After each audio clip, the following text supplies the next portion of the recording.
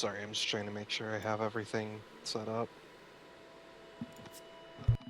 If you guys would like to, make your rouse checks for the night.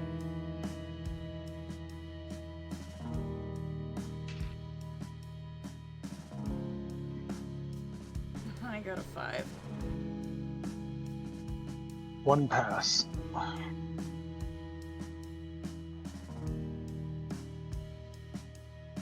So a pass and a failure. So...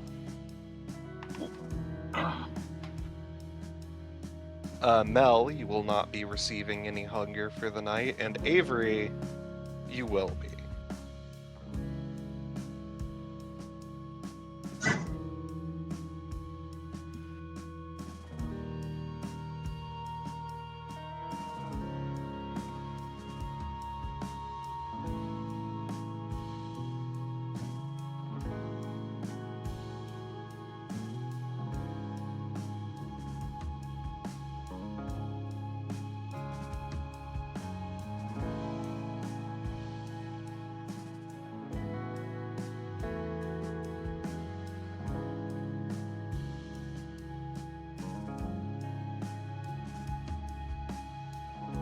Yeah, so, Avery, as I said last session, it needs to hunt because she's not great.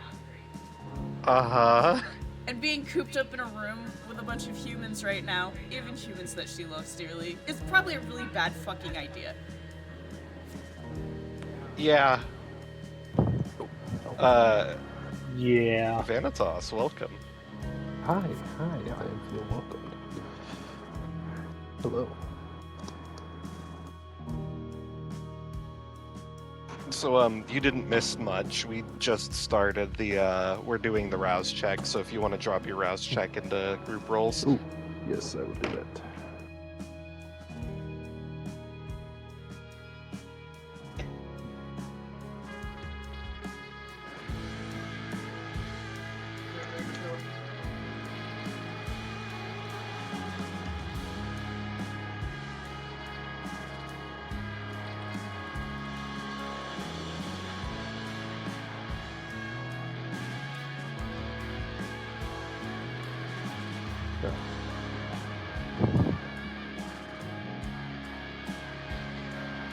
Alright, so you don't have to worry about it. I suppose we should probably start with Avery, considering,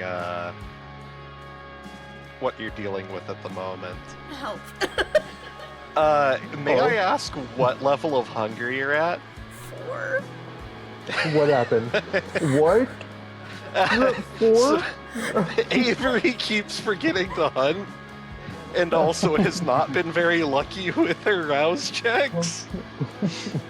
Yeah. So you're currently at just barely at critical risk of entering a hunger frenzy.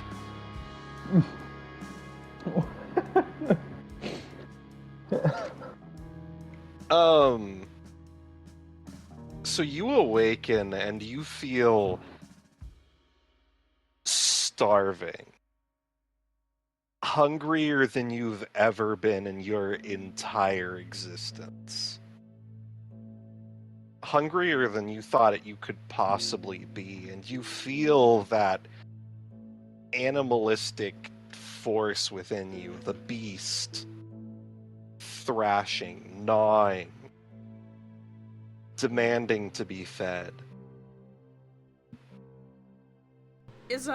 Because when we discussed, Avery was with a whole lot of people. Are those people there in the same room right now?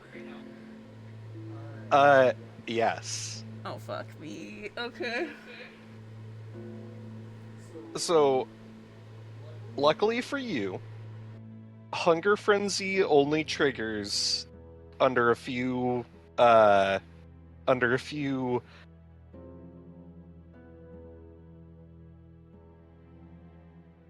causes.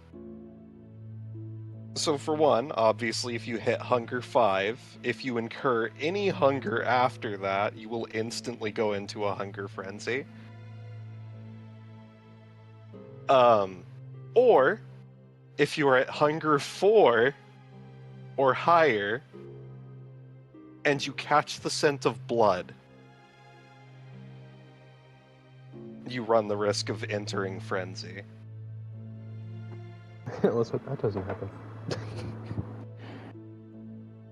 So you awake, and your friends are looking awfully tasty right now. But they're your friends.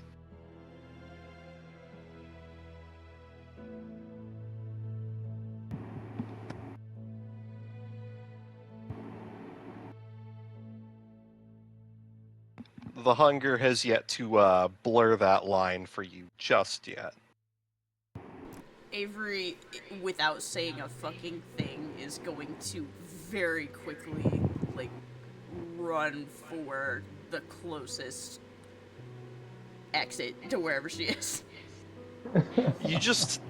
You get up, you immediately, like, sprint for the door, and everybody looks at you, and before they can get a word out, you are gone. I was just looking at everyone, like, with a confused look on his face. I don't think you would be where she is. So he's not there. Okay. So, to give a quick rundown of exactly what happened, after the end of the previous night, all of you went home except for Avery, who chose to stake out with her with her gang. Got it. Unfortunately, she is currently starving and in a room full of humans, which creates a problem. Yes, that does. If I'm imagining Levi is trying to keep up with her, and she's trying not to let that happen. Yeah, if you want to just straight up fucking bail. I mean, I don't want to bail. I want to go find something to eat. Yeah. That is the only thing I care about right now. So, do you remember what the dice are for your hunting checks? Uh-huh. I have it written down. Go ahead and make me those rolls, and don't forget to roll those hunger dice. Oh, I already have the hunger dice set. It's not great. Let's see. Intelligence and investigation. I think Avery's cooked, fellas. This is gonna be really bad. Calm down. Okay, well... There's a success and a bestial success. Okay. So, you immediately run out onto the streets and you begin looking. Trying to find... Ma'am, can you please? I don't need your input for this. I already know what's going on. You're not the DM. Yes, she is. I want Scream to DM. Okay, what do you want to happen? Something bad? Yeah? So, that was for your, you said it was a bestial critical or a bestial success? A bestial critical and a bestial success. Oh. Yeah. So, I only rolled hunger dice for reference on that hunt check. Yeah, once you, with high hunger, it gets bad. So, that was for your... That was for your check to find someone. So in your fugue, your hunger-induced fugue, you're looking and you find somebody walking through the alleyway, and you can't really tell exactly if this is a person that would fit your preference or not. But honestly, you don't really care right now. Yeah, but they're not like a fucking kid, right? No. Okay, then we're fine. It is an adult. It is an adult walking through the alleyway alone. isolated. Yeah, rest in peace to that guy, I guess. So I'm gonna need you to make me a hunt check. Which I hate that I am bad at all of the things I do for this. I only got one pass.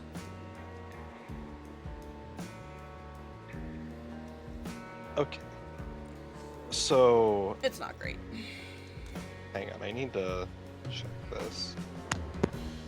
DM is currently suffering Soma's curse at the beginning of her campaign. Yep. The bad roll curse. Or a roll so bad it's good curse. Or reverse that. So you are a pursuer, right? So it's intelligence investigation to locate a victim. I would say that you'd be able to use like survival or something else, but you already passed that check. And stamina and stealth for long stalking. So I'd say it's up to you. Are you stalking this person, or are you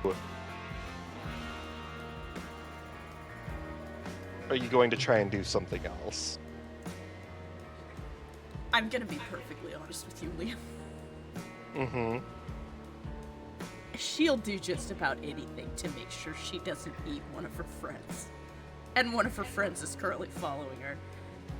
So I'm gonna give you a choice.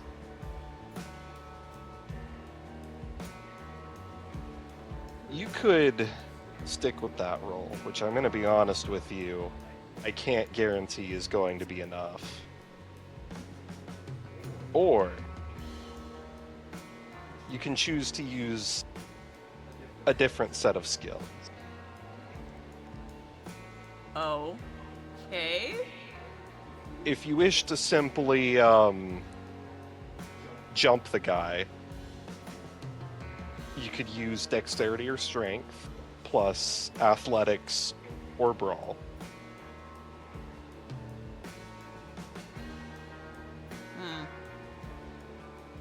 Or you could make an argument for a different set of dice, depending on what you're trying to do. Can I make the argument that since Nova is with me, I am using dexterity and animal kin to make her help me?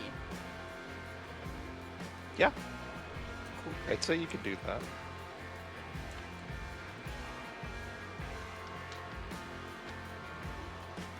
Then that changes things significantly. Please hold a moment. Oh, I'm just vibing sweet listening to Jesus. music and watching this.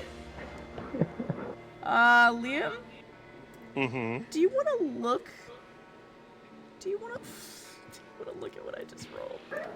Let me get up real Oh. quick. Oh. Take a look at this. Well, that's not Well, good. that's not good. No. That's not good at No, all. it's not. That's not good. Nope. That's not good. I'm aware. That's not good. I'm aware.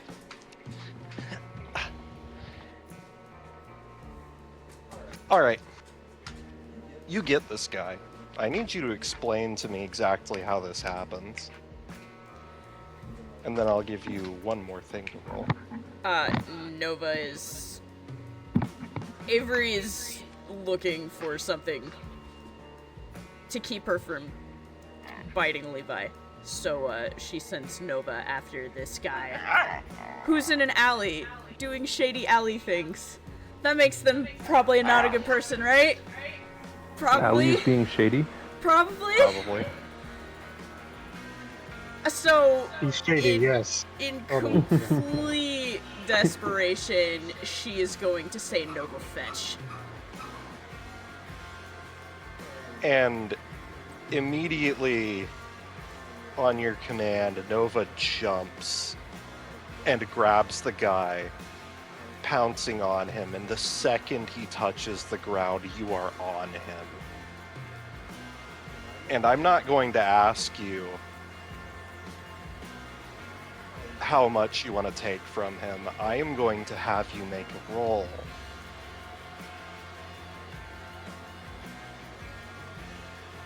Of course, unless you want to choose to fail this roll. Uh-huh.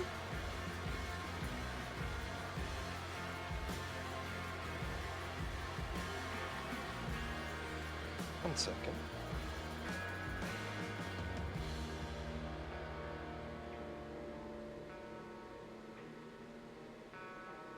Sorry, I have to make sure that I have the rules right on this.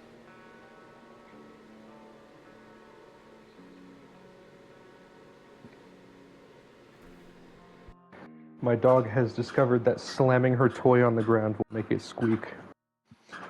Excellent.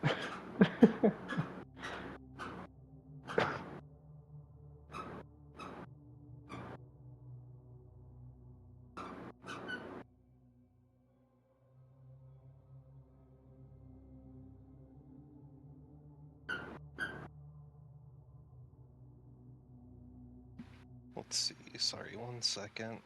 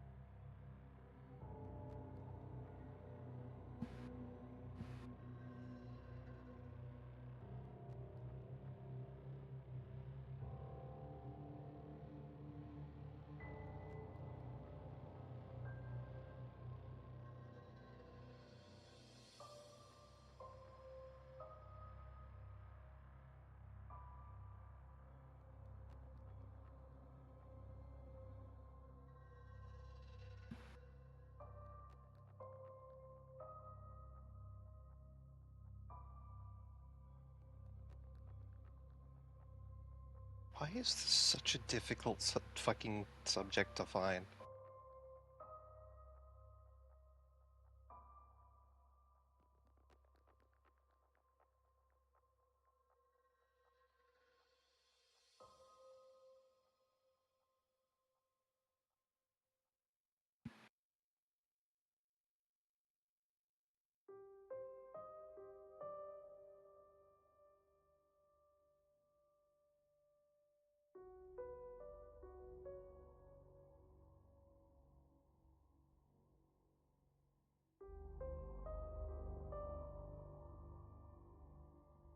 Okay, I'm just gonna say that you're gonna need to make a willpower check. Just a straight willpower check? Straight willpower. Ha. So your willpower is currently at 5. Or wait, I think it's... Oh, I see it. It's not, okay. And I'm making this with my hunger dice? You do not make not make willpower checks, including hunger. Okay. Well. Please be nice to me.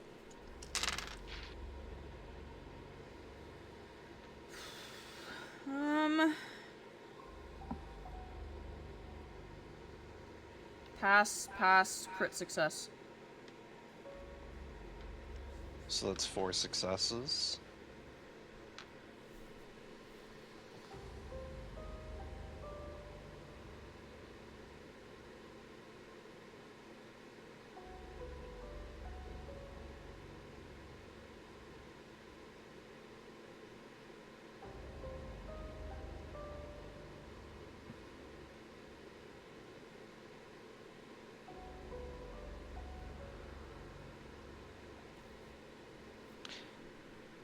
You pounce on this man, and you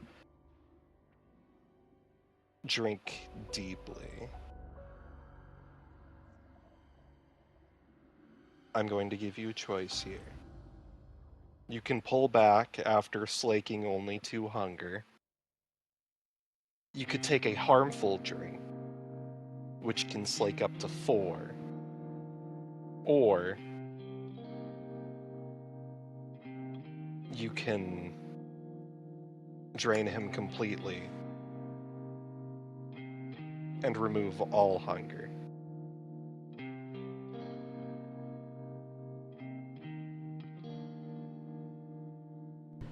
Can I tell by being on top of this guy and what he has on him during this interaction what kind of person he is for the most part?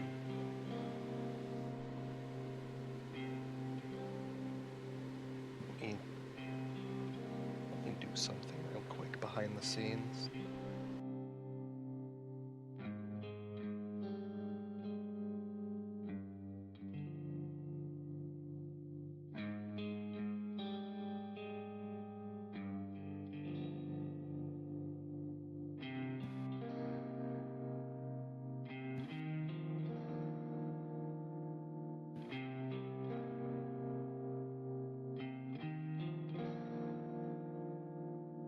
He's a vagrant. That's all you need to know. No one would miss him if he disappeared. That's not what I asked. I asked if he's a decent person. You can't tell. Is he carrying? You can't tell. Great. So just to be clear, you said I can drink 2 without hurting him. I can drink 3 with hurting him, and I can go to 0 if I kill him. So, taking a harmful drink means that you can quickly... Basically, what happens with a harmful drink... Sorry,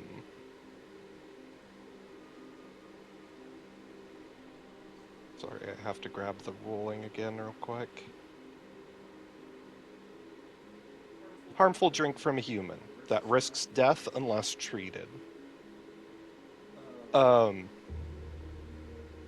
human will take aggravated damage equal to the amount of hunger slaked.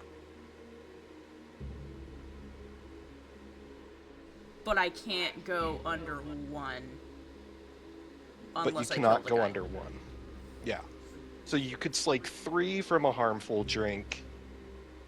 You could get rid of it all if you kill him. I mean,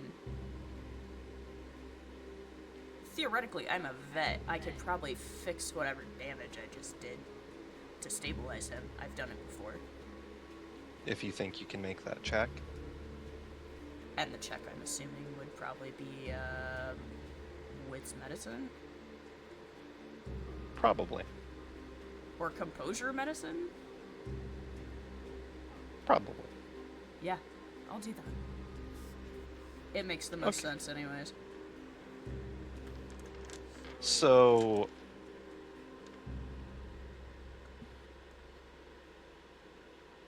Are you how much are you taking from him? Well, if I can't go below 1, then 3. 3?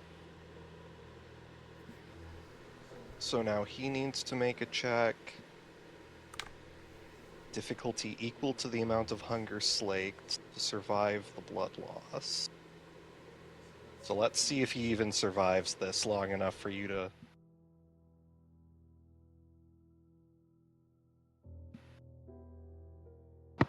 Just fucking murked this guy.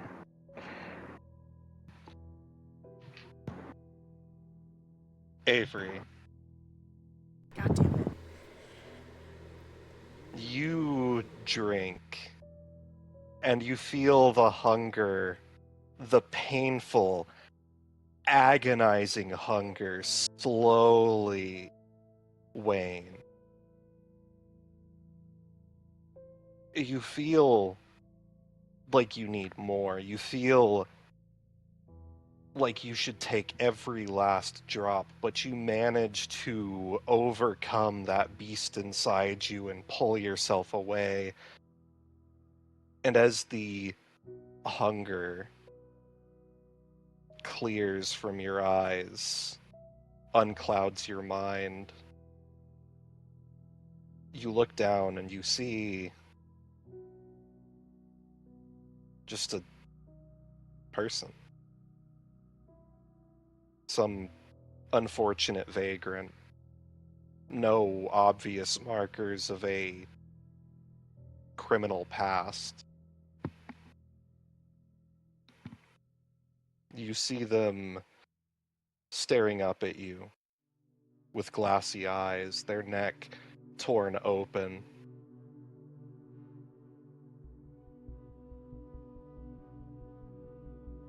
They are not alive. Not anymore.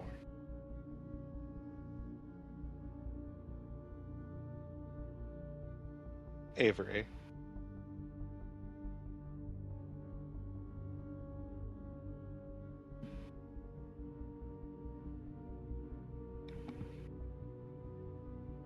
How many stains do you think that you deserve for this?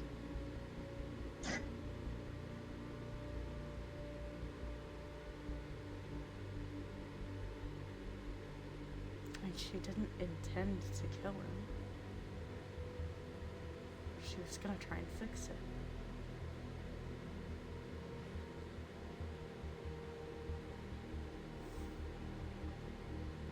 Yeah.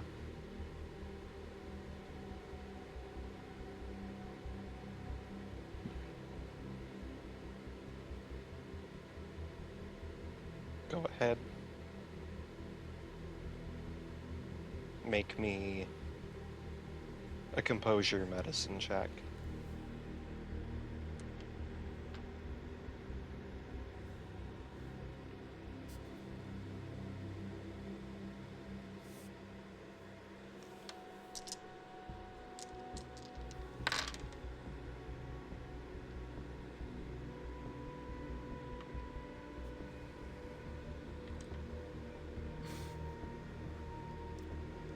Two passes, two fails.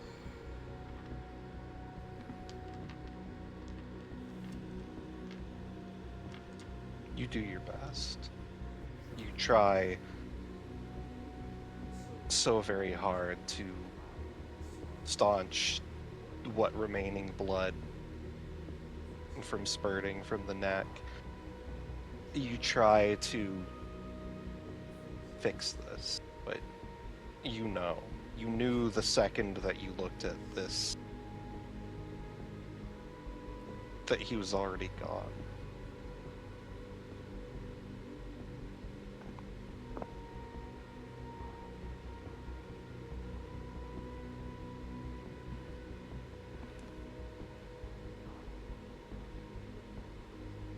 So I'm going to ask you again. How many stains?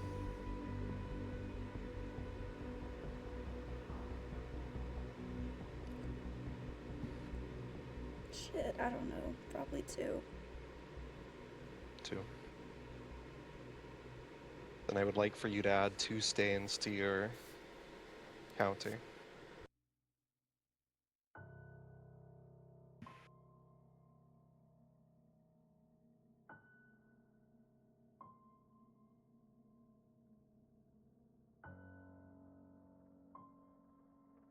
And you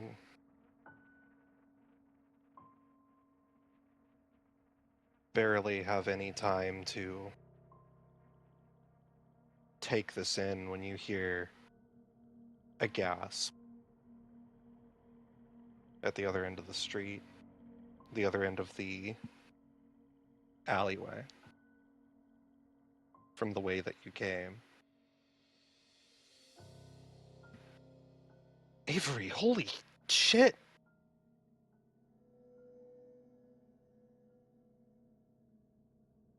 You look over and you see Levi.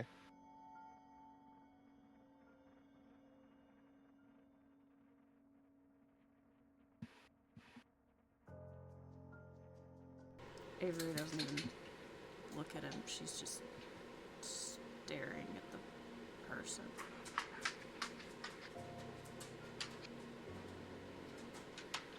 She just kind of collapses next to them and starts sobbing.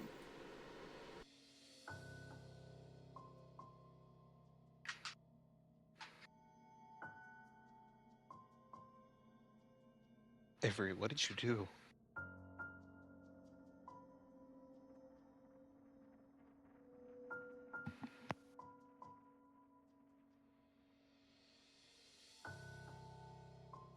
She doesn't say anything.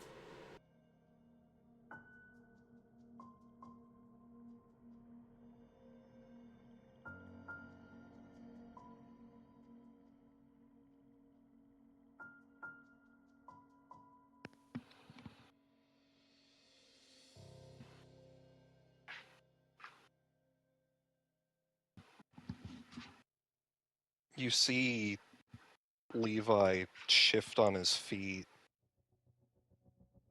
It seems like he wants to approach you, but at the same time, there's a hesitation.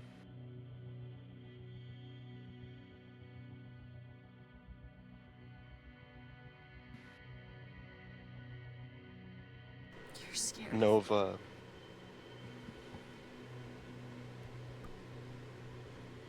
No, You're scared of me.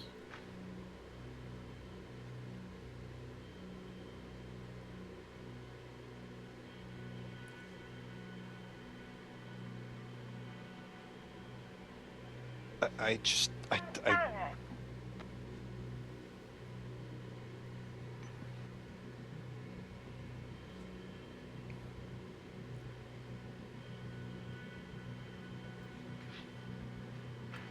Are you still glad, Levi, that you brought me to Seattle?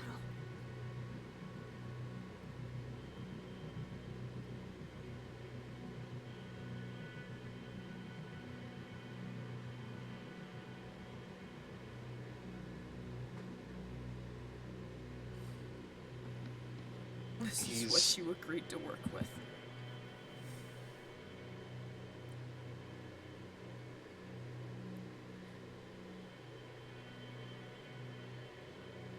he's silent for a long time. You're still my friend, Avery. I can't control it. It's like when Sultan would get on a penchant over there and I couldn't stop him. He would just bite until he bit through somebody's bone. I can't control it.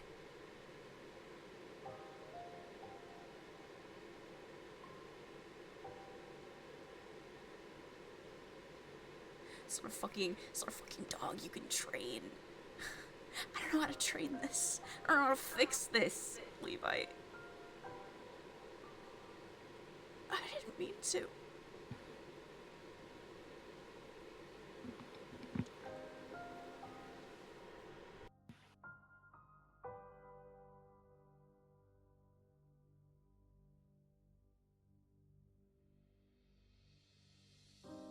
It was an accident.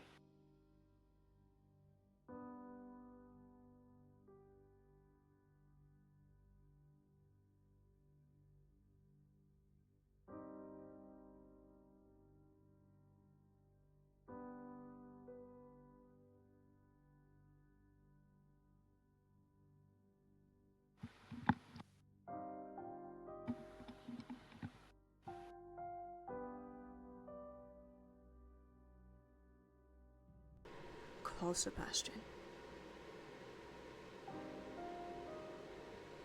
Yeah, alright. You see him reach into his pocket and pull out his phone. Dialing.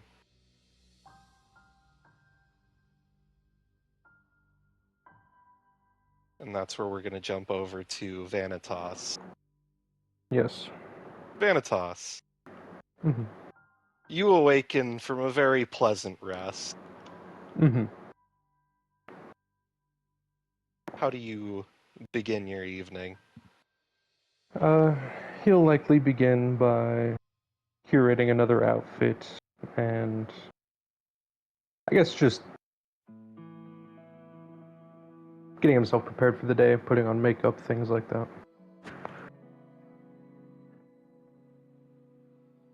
You do so. And as you do,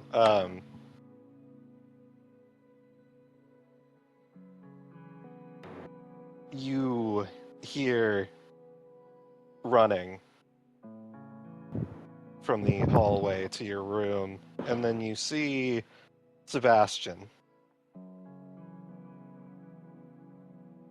Boss, we got a problem.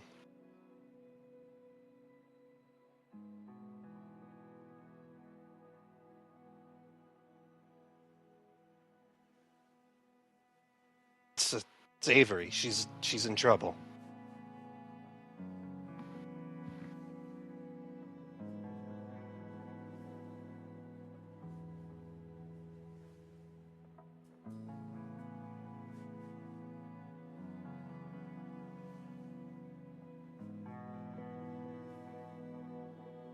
Vanitas?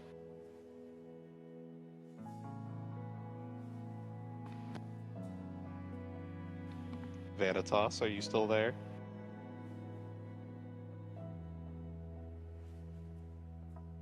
Oh, He has died. he is dead.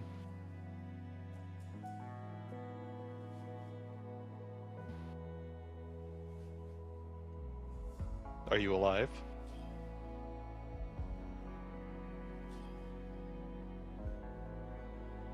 Still can't hear anything if you're talking. Are you muted?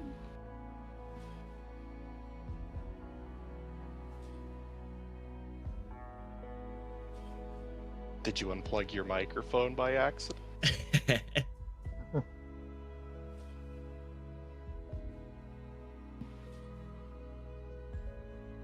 Oh.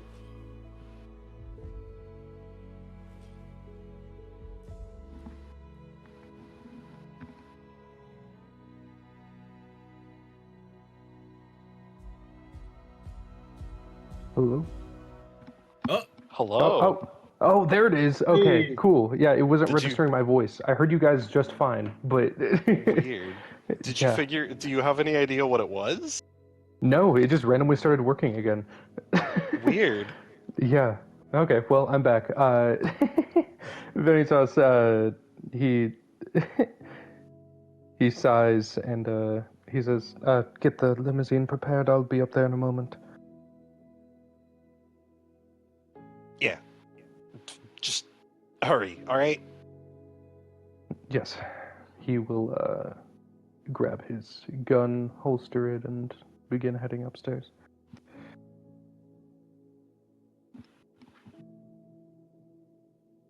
You head upstairs and jump into the limousine, and we will jump over to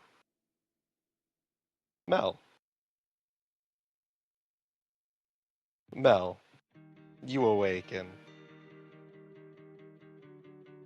How do you start your evening? Mel's sort of feverishly reading over the note. Or was there a note that Vantas had received? Yes, there was a note. There was. So, yeah. Mel is Um, feverishly reading over that note. Did I'm assuming that Vanitas would have handed it over to whoever requested it. Yes. So yeah, you would be in possession of the note. Okay. Let me see if I can find. So something happened to my notes, and I still have them, but it's causing me issue. Oh, never mind. I can use them again. Oh, that's So cool. I can copy the note and then send it to you.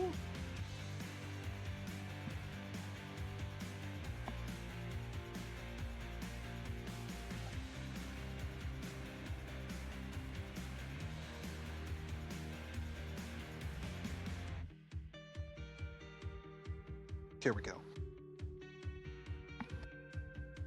This is the writing that you see in the letter.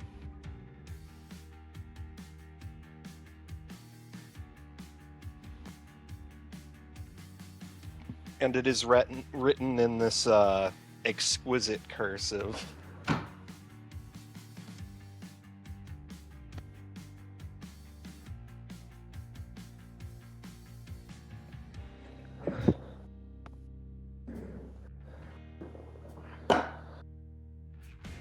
There is every time they read it, Mel has a visible shudder, but then they read it again, just trying to commit it all to memory.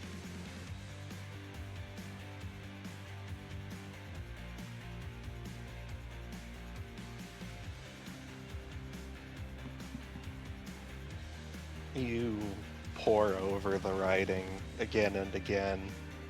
Is there anything else you'd like to do? Once that's done,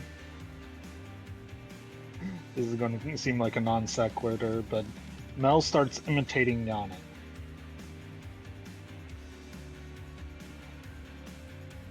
You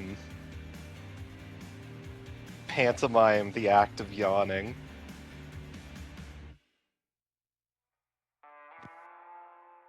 And just every now and then they're going to do that and go about their normal morning routine now that they have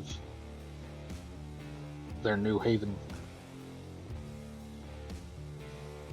So you go about your normal routine and you get about halfway done with your morning rituals before you receive a text on your phone. And then another one. And another one.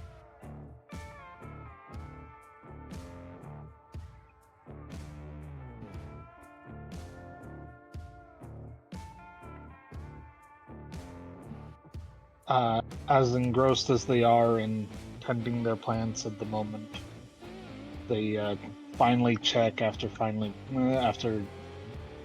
putting down the trimmers or whatever.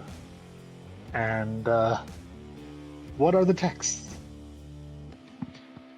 They are all from Sebastian. It is essentially a panicked ramble stating that something happened with Avery, that he and Vanitas are going to go deal with it, and that it's over by the area that she was staking out.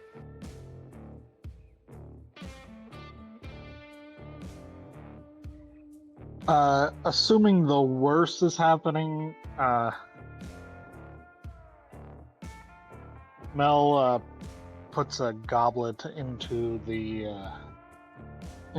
their bag and runs out the door.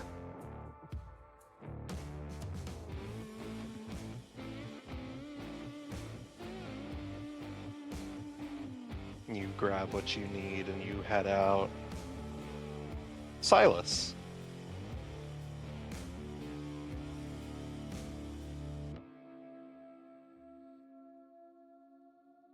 Yes.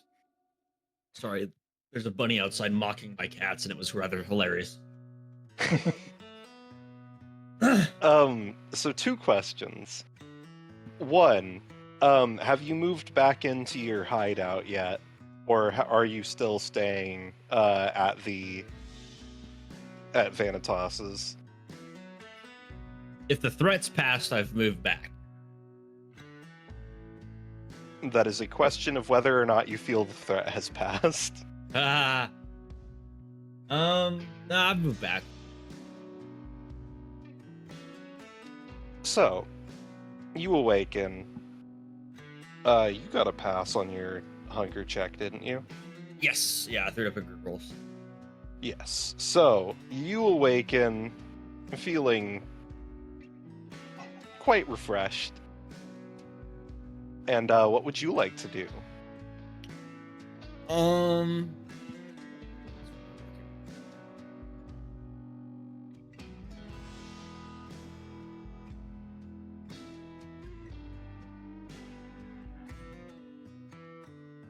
You know, I want to work on a new chemical solution. All right, what would you like this solution to do?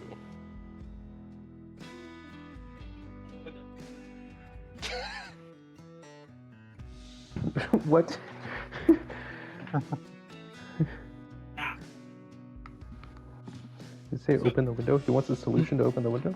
no, sorry. My cat had crawled in between the blind in the middle of the window where it like separates from the top window and the bottom window and was straddling the two.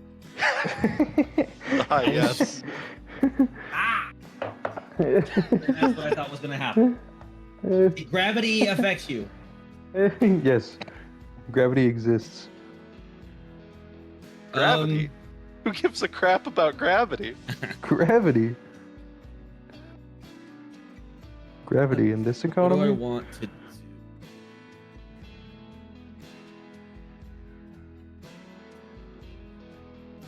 Oh, I know what I want to work on. I want to work on what would be like the equivalent of almost like a polymorph potion for disguises. So that is going to be extremely difficult. Yeah. Possibly even I assume impossible. I assume. Well, let me pitch this to you. Not necessarily. I'm changing into a different race person slash person entirely. More of like, oh, I'm changing my eye color, maybe the pigmentation of my skin color a little bit. You know, like minor things. Okay, so I think you're just gonna create a bottle of dye. So I'd say go ahead and make me good old-fashioned intelligence. I'd say I'd say it would be intelligence, science or medicine. 7 dice plus 6 dice plus 6.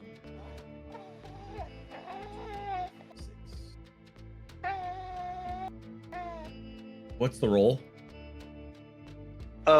So it's every successes are on 6s. I'll have the difficulty prepared for you.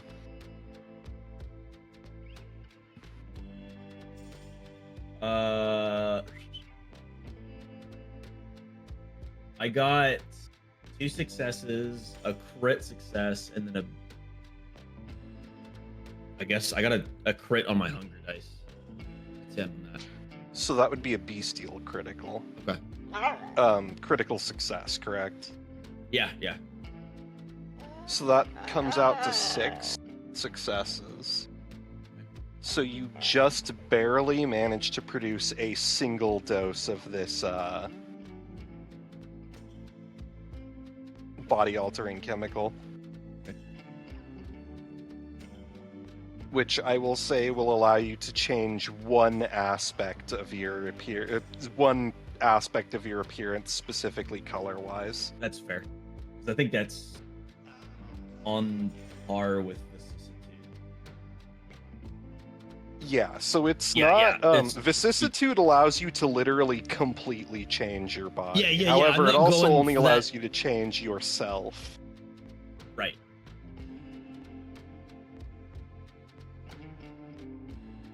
So 1 dose.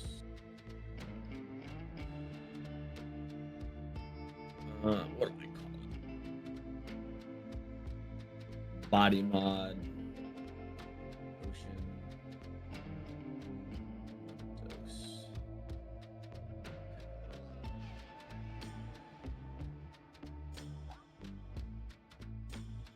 I have 3 of these.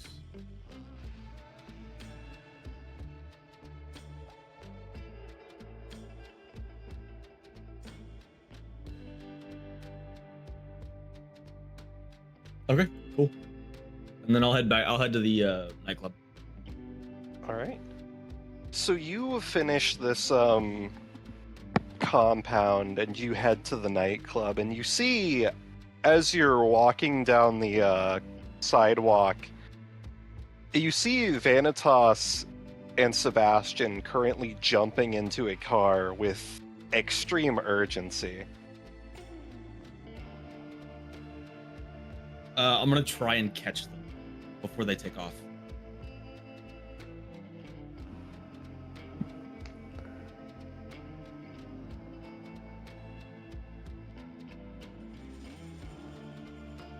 Do I get there?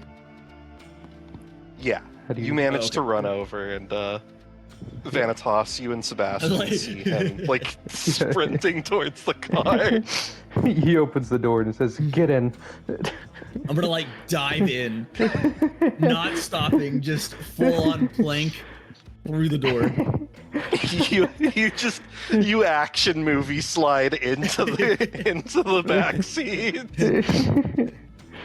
You What's you the like skinny slide. friends? You slide over the hood of the car and then back and then run all the way over to the back seat and jump in.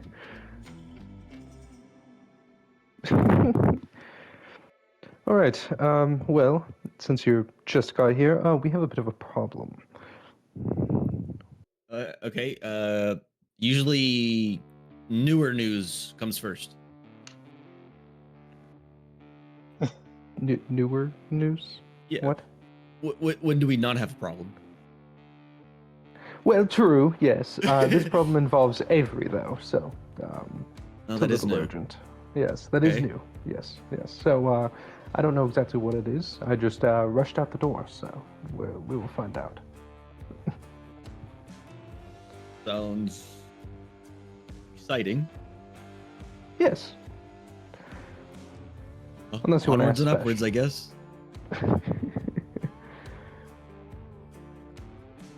And ruin the surprise? No. The surprise is always the best part. You get No, me. it truly is. Sips tea.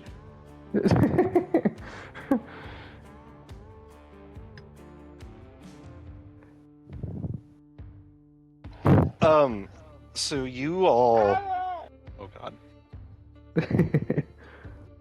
all of you arrive at the same time. You make your way swiftly through the network of alleyways and abandoned buildings, and eventually you round the corner, and you see the scene. Avery on the ground, visibly sobbing. Levi looking terrified, phone still in hand. And in the middle of the alleyway, a body.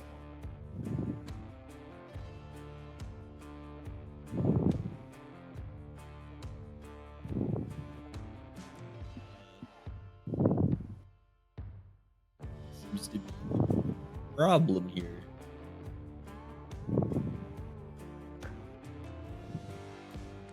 So, you went on a blood frenzy.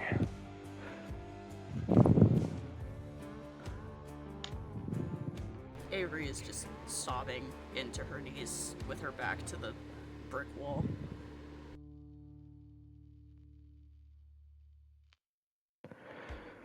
All right, Sebastian. I can Yeah, call for some help. We can clean this mess up.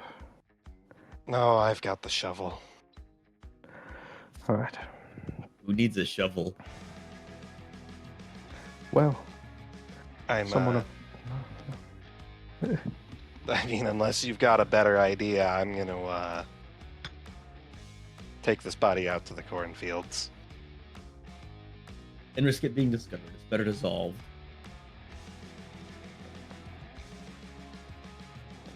That works Well, too. We could wrap Screen it, disagrees. wrap it in tarp or something. Take it back and dissolve the body, like he said, or we can. I don't know. Take it back to the bunker. There's metal reinforced get it in- tubs. Yeah, I'll get it into the trunk and I'll take it over there. Very well. I'm going to need this list of items as well, and I like quickly scribbled down a bunch of chemicals and handed to Sebastian. Vanitas sighs and hands Sebastian his credit card. Mel Alright, places this is... Mel places a hand on Vanitas' shoulder and says, "They're all in the van." Mel points at. It ain't the first time I've dissolved a body. I'll grab what I need and be back. All right. Vanitas will walk towards Avery and sort of kneel down. You get within a foot of her, and there's a sound that comes out of her, something akin to when you get too close to, like, a rabid stray dog. Hey, we're here to help. I know you probably don't want to talk right now, so we'll save that for later. But we'll clean us up.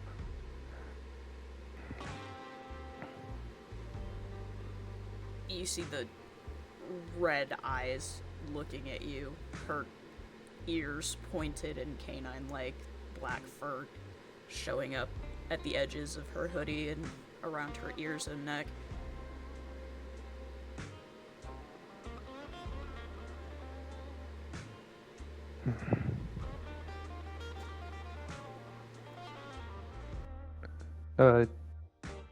Her friend is there, right, Levi? Yes. He'll gesture to him to follow him a little bit further away. The two of you walk around the corner. What exactly happened here? I don't... I'm gonna be honest, I don't really know. I mean, we were, well, taking the day shift, keeping an eye on things on the grounds. Well, she woke up and she pretty much immediately sprang up and bolted out the door like there was something happening. And, well, I tried to keep up, but she was a lot faster than I was. I heard, well, someone trying to scream, and then, well, when I caught up to her, I saw that. Well, let's be thankful it wasn't anyone else who got hurt. She's probably been starving herself for days.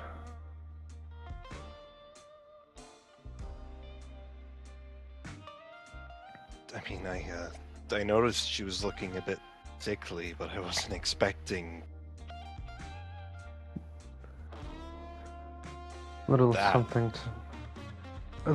to know about our kind is that the hunger controls us to some extent. If we do not feed it, things like this happen. This is what happened when you go hungry. Well, we're lucky it wasn't worse. Well, she's lucky. Shit, that must have been why she ran.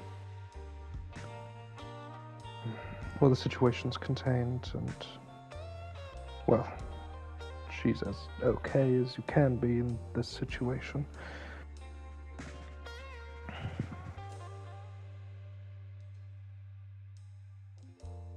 Fuck, I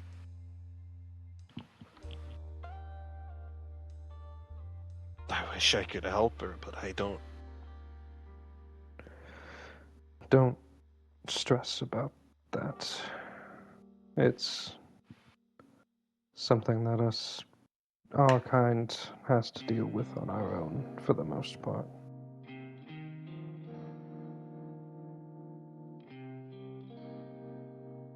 Right. Alright.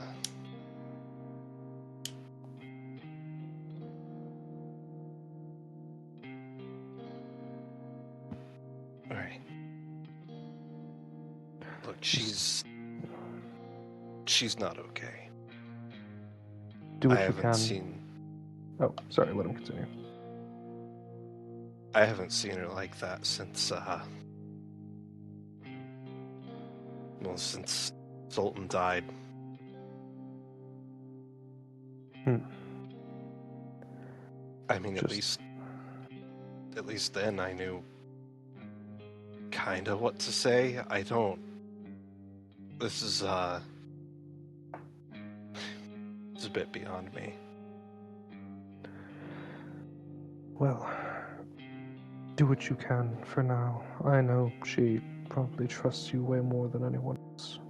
So, you have that at least.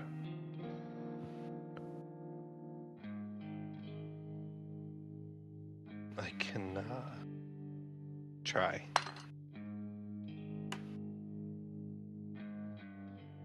Thanks for getting over here so fast. I was getting worried about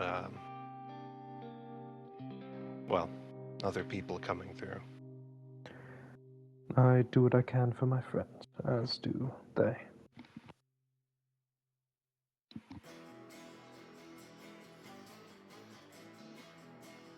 I appreciate it. Now go help her. We will deal with this mess.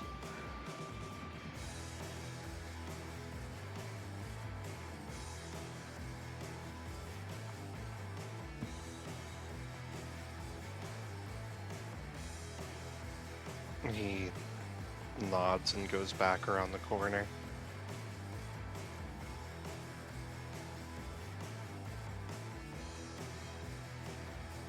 Alright. We're gonna need to hide the shit out of this. He looks to the rest of the group. You look around the corner and you see that Sebastian is already currently wrapping the body in a tarp. Alright. Alright, no one can know. Alright. No one can know about this, especially other vampires. So, let's get to work. I see you guys have already started.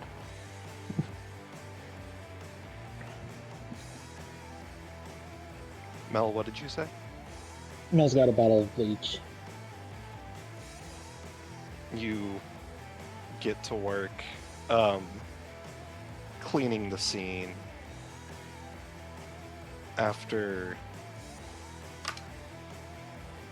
a couple of minutes of all of you working like clockwork, Avery Levi has sat next to you and placed a hand on your shoulder.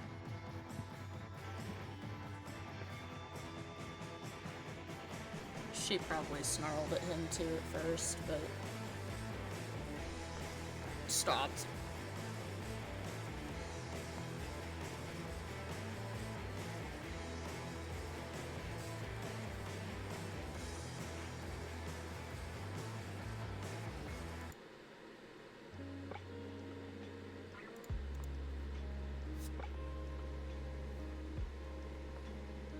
And after a brief amount of time,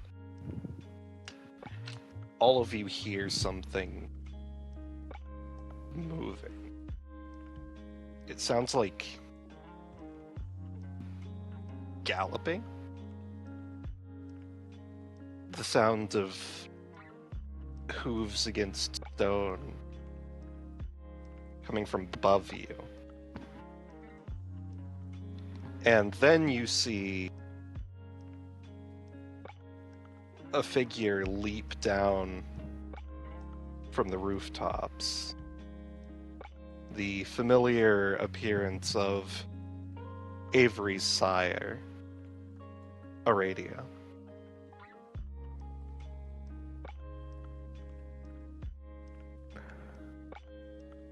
Vanitas moves out of the way.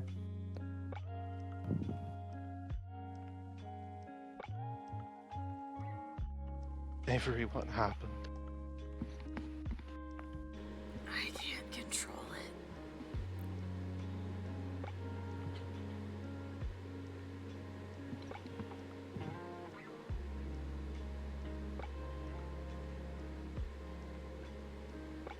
She looks around, taking in what remains of the scene, and then she approaches you.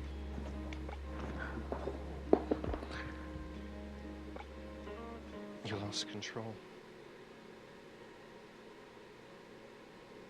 Avery can't even look at her. She's just staring at the ground where the body was.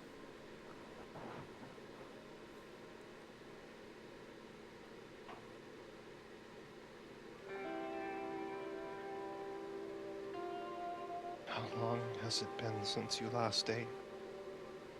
Only a couple days.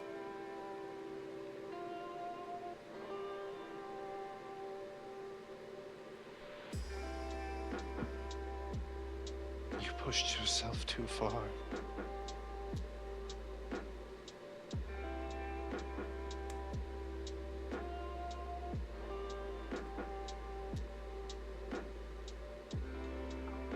Avery just digs her claws into her scalp and buries her face in her knees again.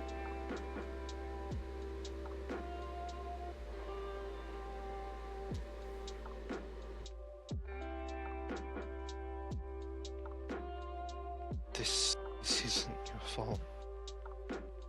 How? How? How can you rationalize that? You didn't know.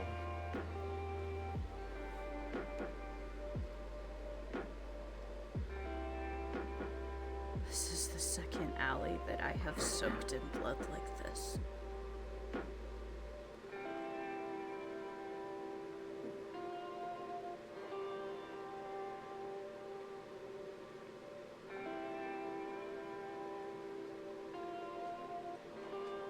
At least the other two were trying to hurt Mo. This guy.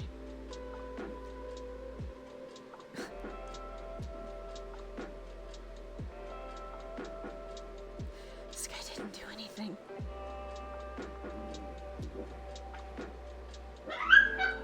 Dogs.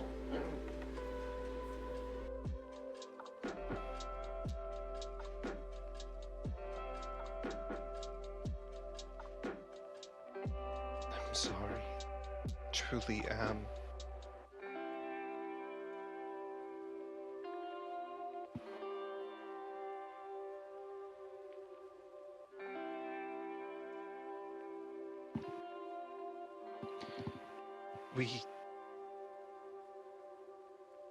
We walk a very difficult path. Our battle with the beast is constant. Any lapse in vigilance can cause unforeseen consequences.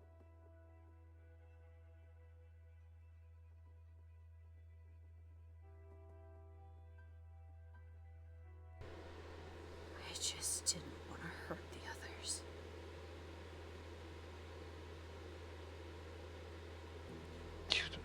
You did the right thing.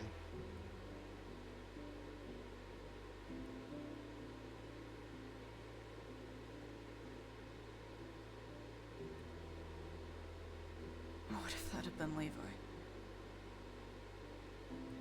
I couldn't stop myself. I can't stop myself, Marianne.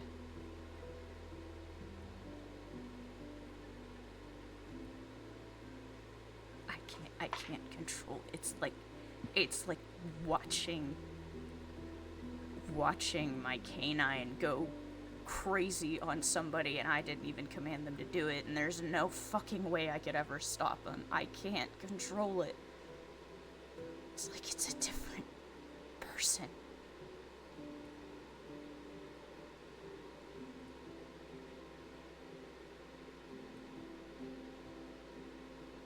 That's what it is.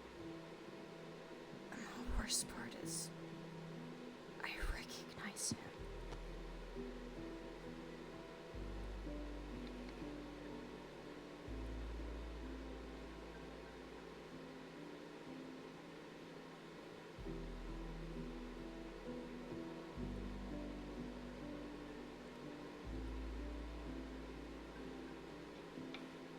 It's uncanny.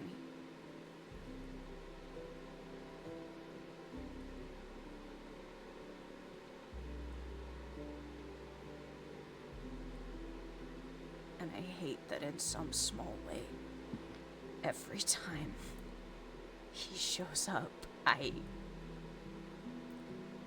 feel like I'm one with him again, like we used to be overseas. And I'm scared I'm gonna give in to that feeling.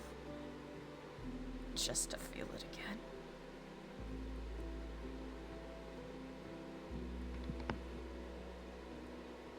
You feel her grip on your shoulders tighten. And you see her eyes piercing into yours.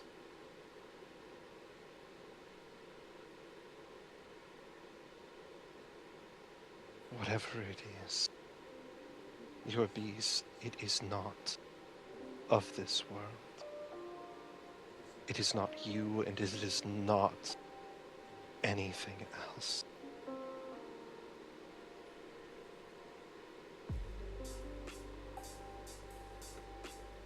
It was born from this curse, born from the moment that I gave it to you. It is not you.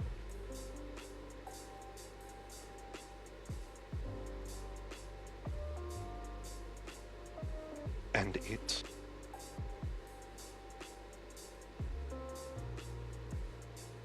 if it is left to fester, to consume you, it will devour everything.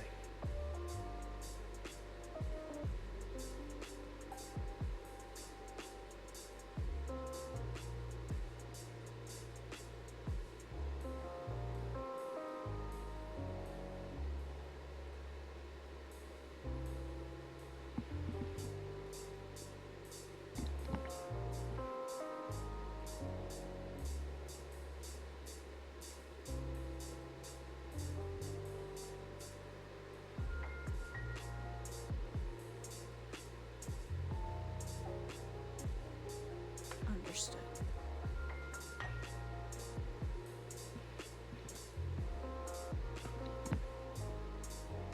There's a saying amongst our kind. A beast I am, lest a beast I become.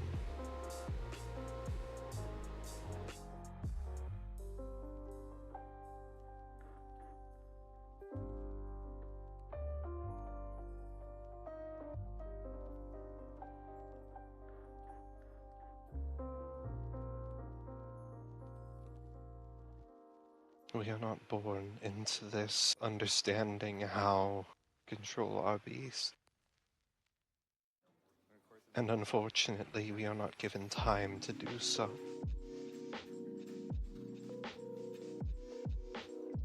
But you must learn.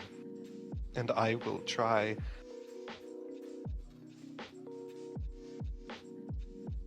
I will try to help you. But I barely understand it myself.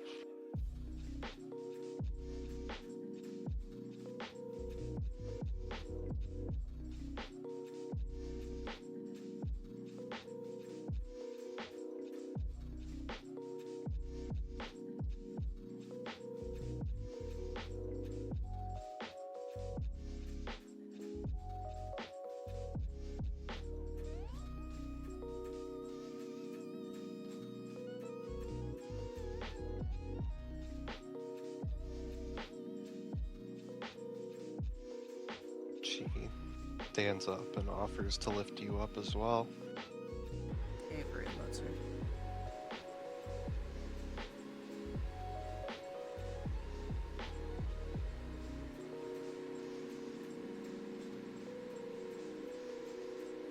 I have made this mistake before.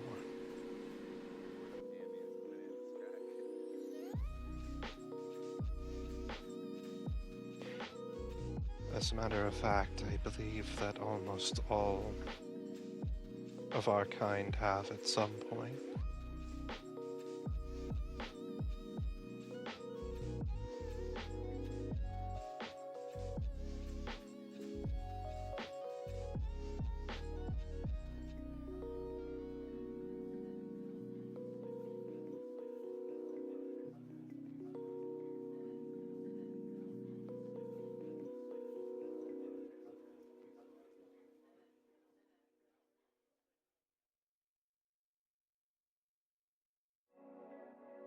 I find that it is best not to dwell on it. Right. Know what you have done, but move forward. Okay. Then there's something you should know.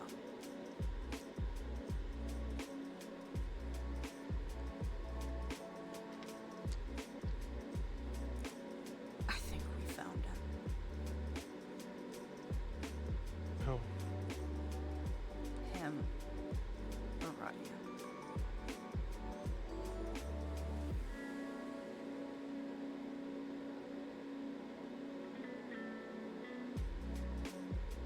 you see there's a shift in her demeanor. You're certain? I haven't. Have I seen him since we've been staking this place out for more than 24 hours?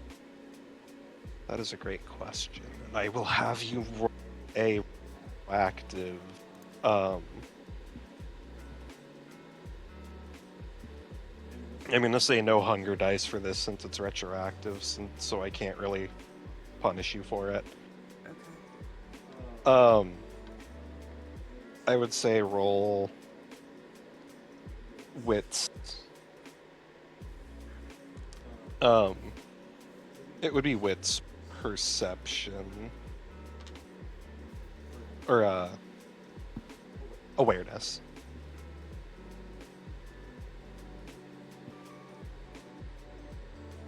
Can I argue investigation since I'm Yeah. actively looking for this person? I'd say that that's fair. Okay.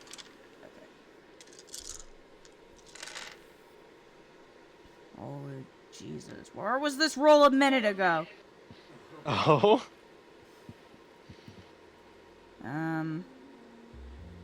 What is this? 2 crit successes, 2 successes. Okay, so that's 4, 6. You said 2 successes as well, so that's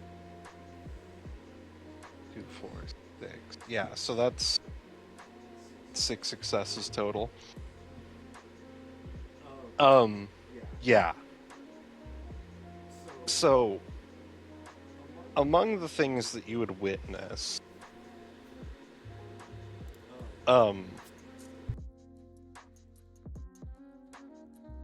you would have seen mostly movements of the cultists. Specifically, you would see rather frequently people would rotate in and out. However, you also do remember seeing a man in a heavy coat and a broad hat who looks oddly like a cowboy, having left through that exit. When did he And leave? then he would have left around. So you started your stakeout pretty much right around the time that you guys broke for the night.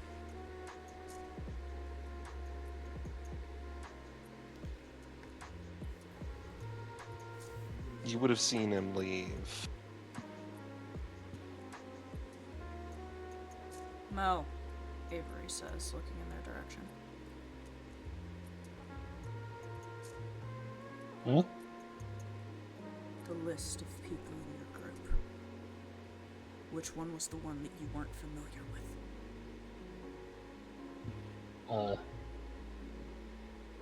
Mel takes out the little plastic baggie that they've been holding since last session and just slides it on the ground. Bullet casings clinging together. A cowboy. Avery nods. She looks at Aradia. Big coat. White hat.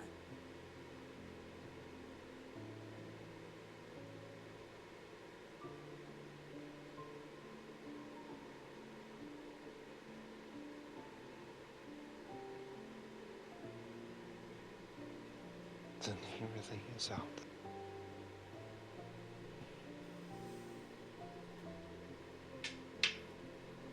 Furthermore, she looks at Mel. We were given an invitation. Mel's spine just shivers, holding up the note. Yeah, I know.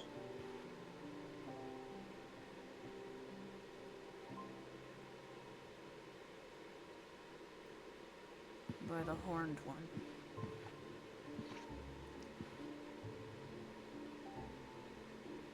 Yeah. Can't say I know much about them other than you didn't want to be a part of their ship. Are you gonna post the note, by the way? Yes, I will post it to the important documents now that you're all sharing it. She gave it to Vanitas while we were canvassing the area.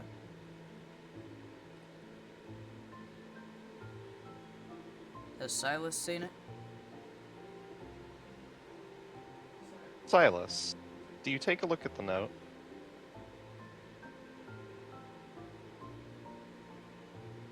Silas?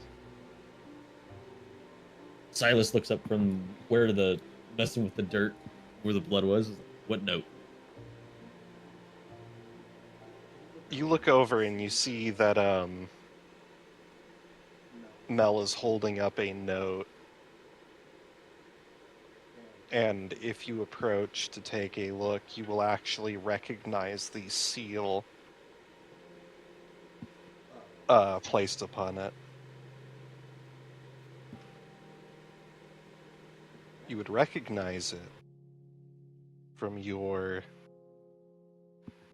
time alive. This symbol. The symbol of Clan Samisi.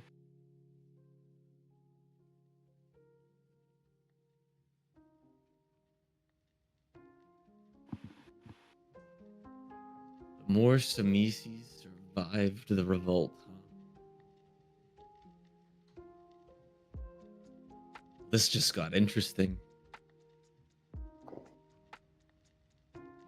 Wonder if Eleanor knows about this group.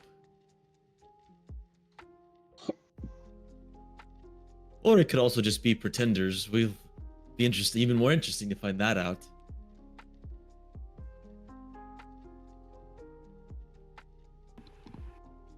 Here's the problem, Avery says, looking at the note, and then looking at Mel. I don't fucking trust it. I wouldn't.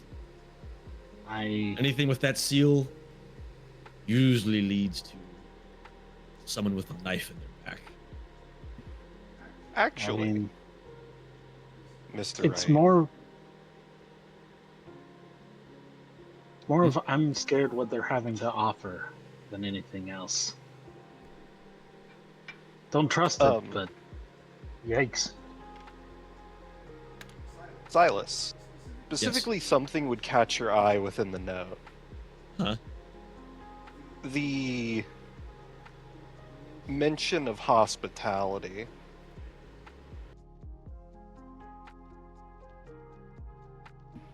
Specifically, the mention of Samisi hospitality would catch your eye because you know that Samisi are very, very prideful in their hospitality.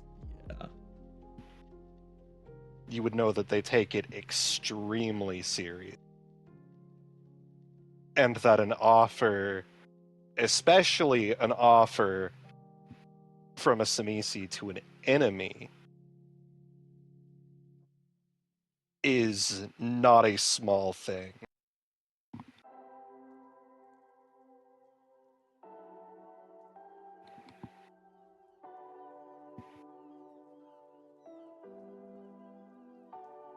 Just for as an FYI, if this is truly a Samisi clan, the fact that they're willing to extend an olive branch in this way means they seriously want to meet with you all. They don't throw the words hospitality around or generosity willfully, and they take great pride in following through on those items. Might be So let me worth get at this least. straight. You want to go? Yes. Avery looks at Mel.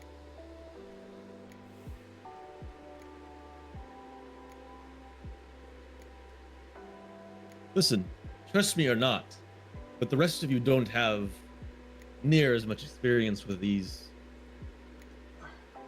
Again, it's more so I'm afraid of what she has to offer. Vanitas.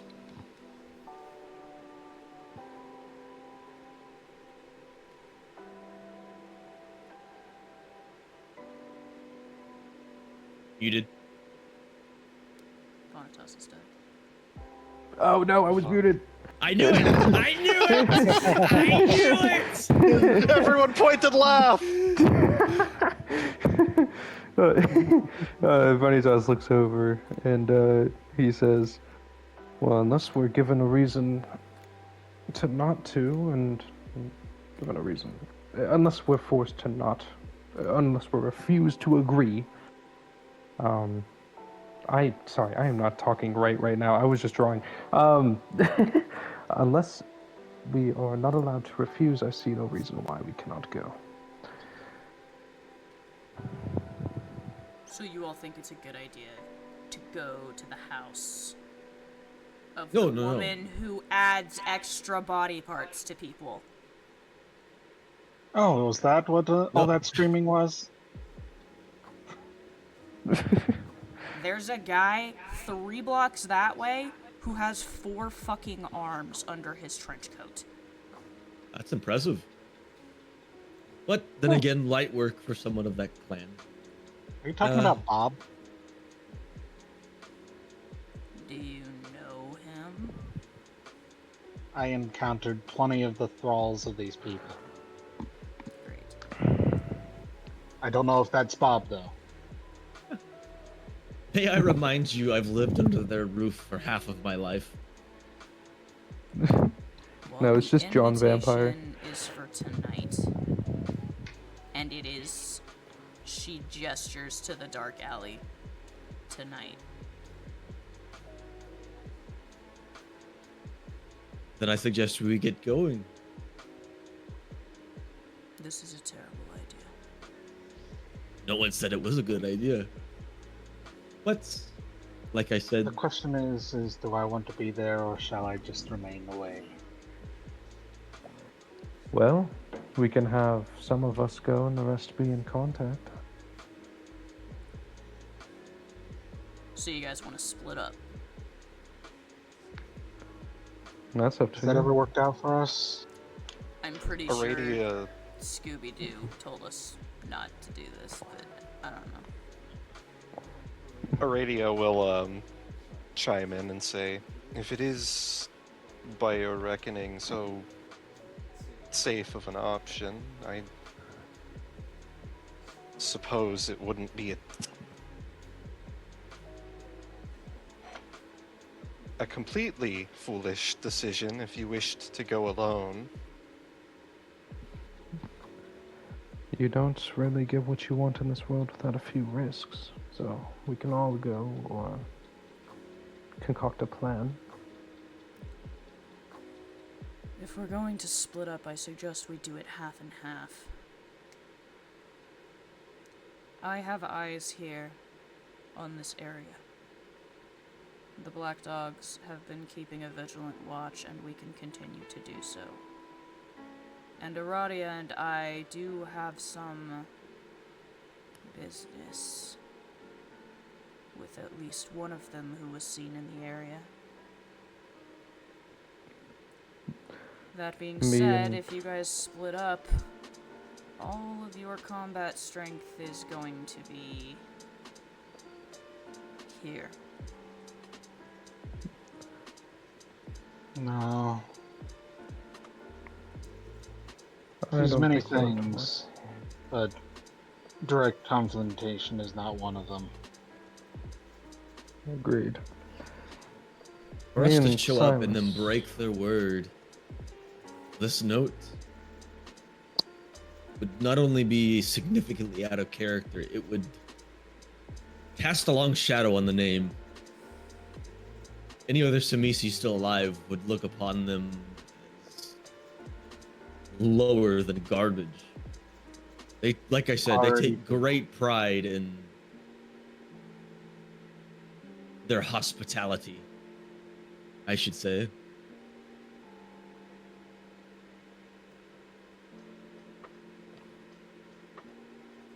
You know what?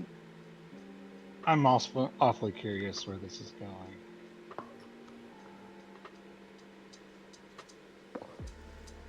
Me and Silas have the etiquette skills to move it along, should we go?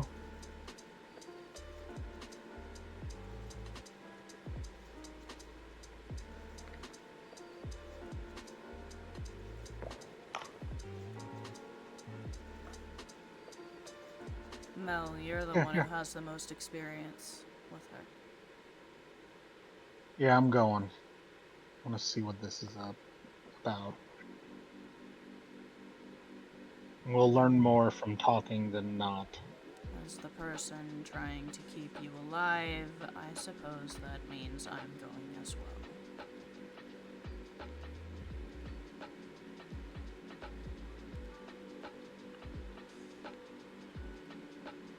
With a +1, she says, and glances at Aradia. Very well.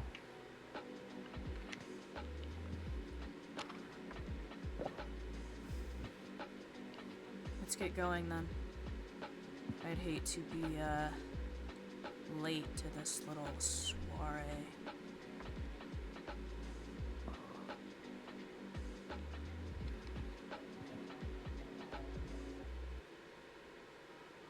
You all need a ride?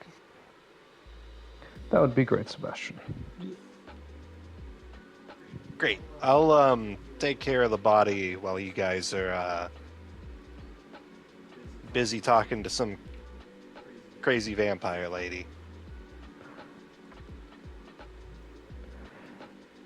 Practically the literal definition of devil.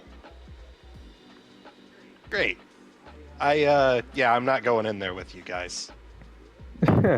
Yeah, no, you're fine. Sebastian, why don't you take care of what you need to take care of? Levi can drive. Then you won't have to be anywhere near her.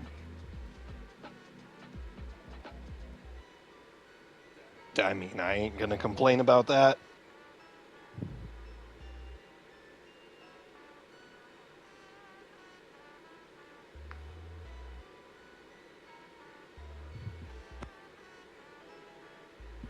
Levi looks over and he says, "Yeah, I can take you guys. I also don't want to go in there, though.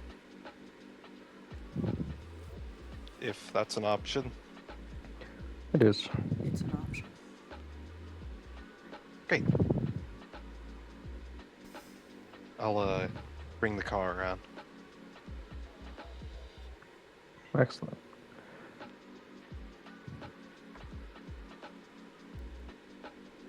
As they're getting ready to leave, Avery's going to run back up to the stakeout room with the gang.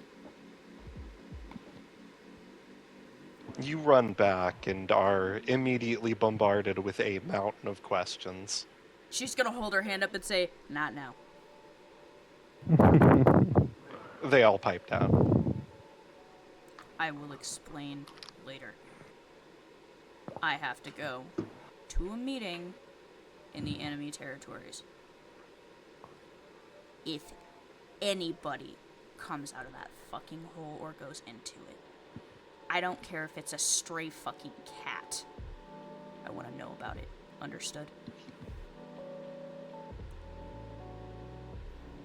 Got it.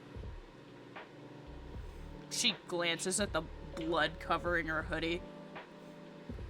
I will explain later, she says, and turns around and walks back out. You leave, and all of you pile into the car.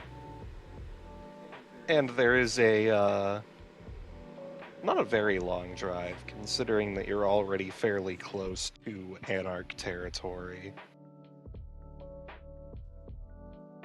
And you go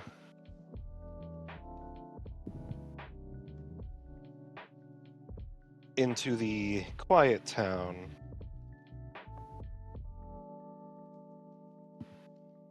of Kent. And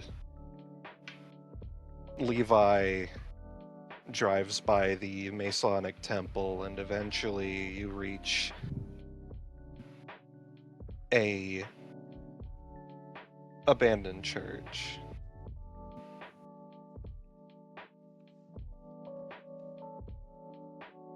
The plants around it seeming to almost swallow it whole.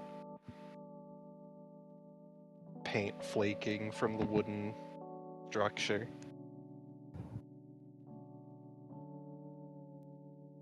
And as you approach, you notice that familiar symbol, the halo with the almost tooth-like notches radiating from it.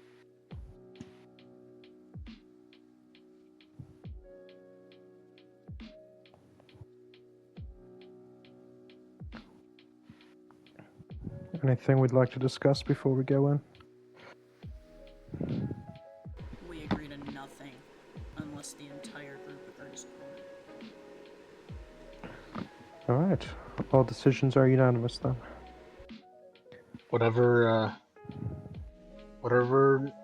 she has planning, it's probably to do with her experiments. If we can lean on her desire to experiment, we might be able to better sway this argument.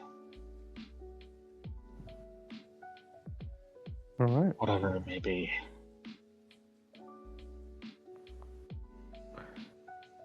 Anything else before we enter? Oh, real quick. If I, and Mel does another pantomiming of a yawn, do this, do you guys, like, feel the need to yawn too? I don't yawn. Interesting. Mel takes out a notebook and scribbles it down. Technically, you don't even need to breathe unless you actually talk. Yeah. Mel's actually noting that as a part of their experiment. Do you guys need to breathe?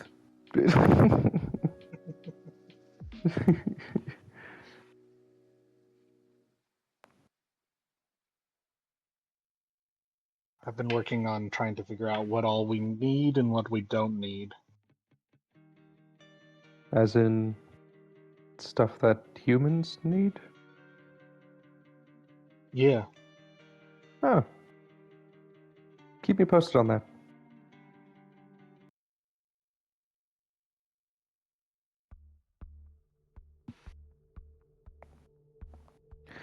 All right, everyone ready?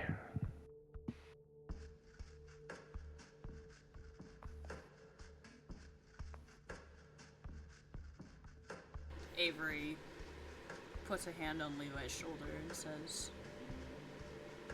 anything seems off. You call for me, and I'll hear you. Yeah, I'll keep an eye out. You have your rifle? Yeah.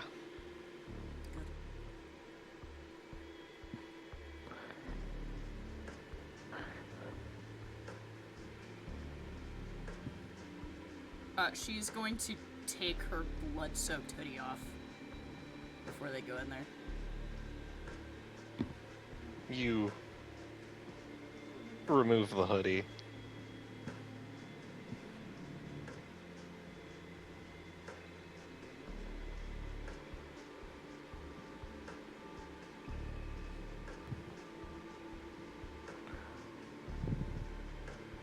And you all enter the church. Yes. Yep. As you push your way into the church, you walk into a modestly sized, old, probably about 1800s era church. There are dilapidated pews still lining the main hall. You can see movement just out of the corner of the darkness, and you see multiple individuals, all seemingly vagrants similar to the ones that you saw under the overpass. One of them comes forward with a lead pipe and says, "I think you might be lost." No, I believe we are in the right place.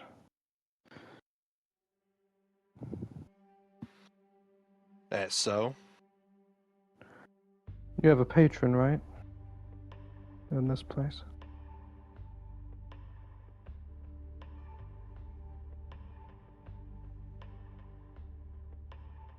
And who's asking?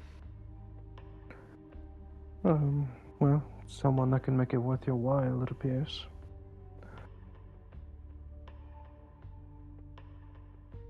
Veritas, Avery says and rubs at the bridge of her nose. We have a fucking invitation. Yes, we do have a letter. And, you know, the sculptor remembers who she works with. Mel squints. Avery is gonna take several intimidating steps towards the people in front of her. Do not waste my fucking time. I am not in the mood. Now where is your patron at? Did you, show the letter? Yeah. Whoever has it. I'm assuming. Probably Mel. Yeah, probably Mel. Mel, Mel's do you holding show it the up. letter? Yep. They see the letter, and they hear the mention of the sculptor. And then you, Avery, approach him intimidatingly, and the man shrinks backwards as the others begin murmuring to each other.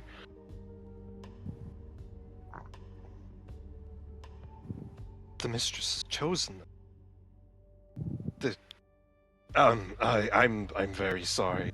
I meant no disrespect. Pawns on a playing field. Can you tell which ones they are? Us or them? I'll right this way. I'll show you to the passage.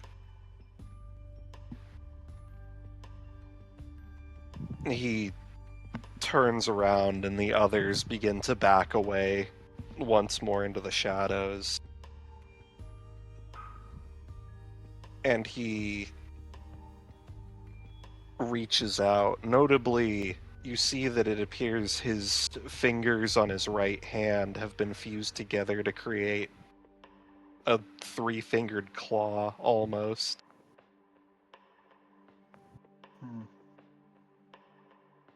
And as he reaches a closet in the back of the church, he pulls the door open and then moves a large crate out of the way, and you see that there is a ladder that goes down.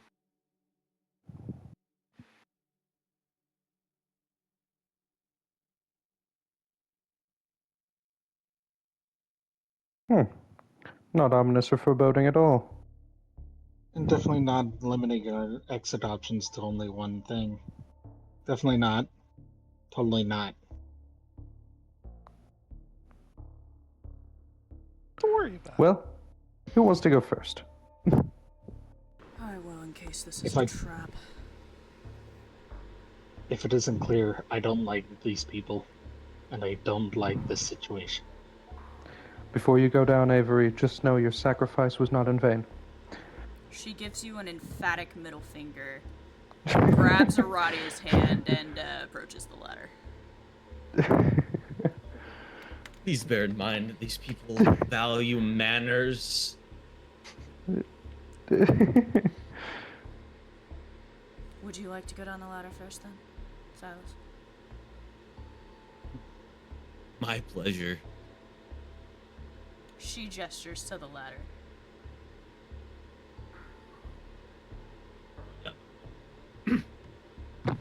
You begin descending the ladder, and you reach what appears to be the entryway to a municipal sewer. Not the sewage part of the sewer, but rather the water part of the sewer. Ah. We cleared that up. Yes. Definitely don't want getting my clothes dirty. Oh no, whatever will you do without one of the millions of outfits you have? Avery says, offering Aradia an arm. Well, these outfits are worth more than most of the objects you guys own. I got frogs on my $800 pants.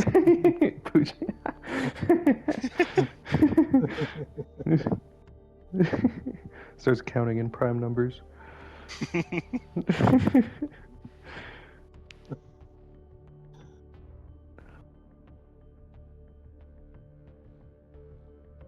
You continue onward, this individual leading you forward, taking various twists and turns, and you notice a short distance away, you see that there appears to be a hole in one of the walls where it appears to have been taken down. And you approach a metal door, and the man walks up to the door and he pulls the door open, holding it for you as he bows and gestures inward.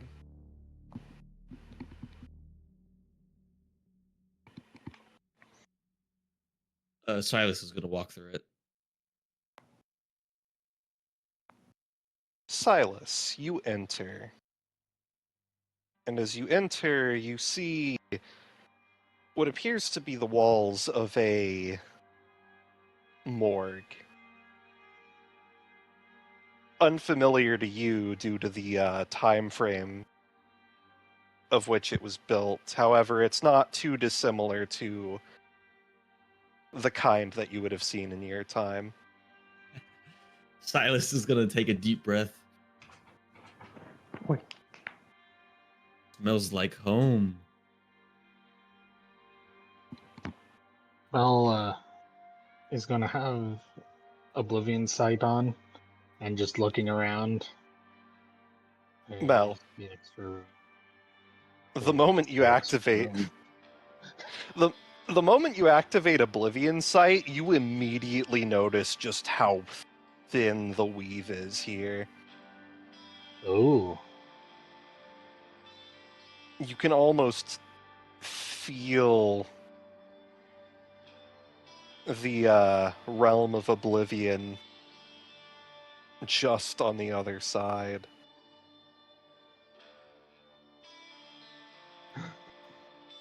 Hey, Vanitas, how's your mind buddy doing here?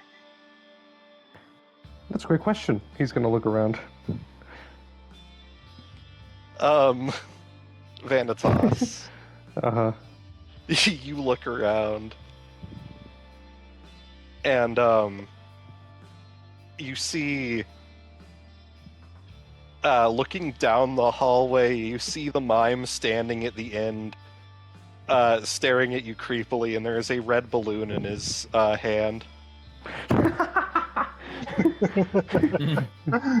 You were over my shoulder when I read Stephen King, weren't you?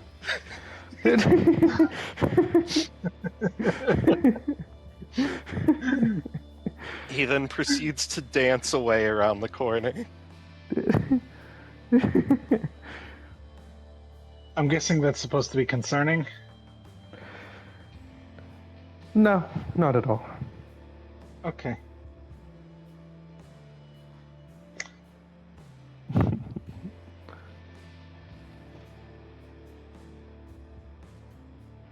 Mel enters the room. As all of you enter, you all bear witness to the mortuary within, and you see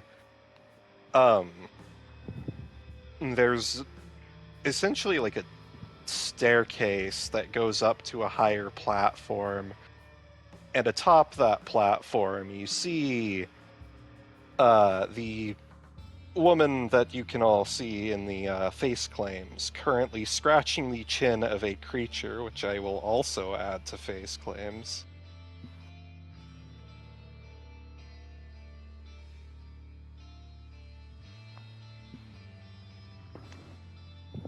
Oh. Mm. One that towers over not only her, but the rest of you. And she turns to see you all and says, "What a pleasant surprise. I was almost worried that you wouldn't accept my invitation." Well, I found it intriguing.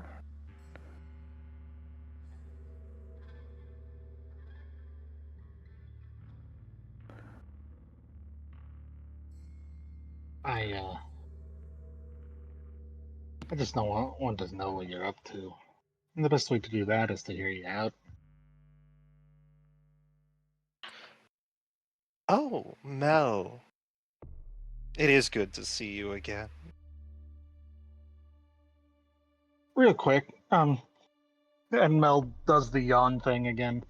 Do you at least feel an urge to yawn when I do that? She tilts her head at you and says, "No." Okay, so it is a thing we don't do anymore, right? Yes. Found it odd. Most of us, certainly.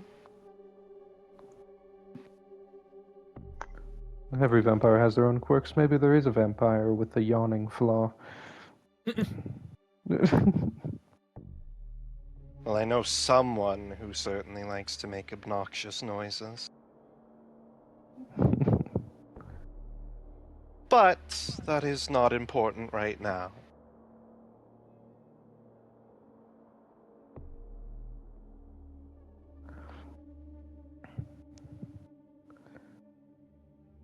It would be rude of me to jump straight to business, so, first and foremost, are any of you hungry? I have plenty of, thralls who would be happy to oblige. Avery's claws dig into Aradia's arm for a minute.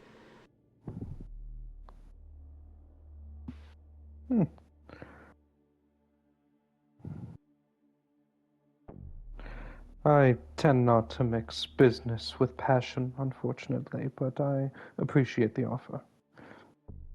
I'm good. I've got a drink right here. Mel pulls out a blood bag with a beer. Oh, I see you're, Doing quite well. I was going to say less picky than certain people.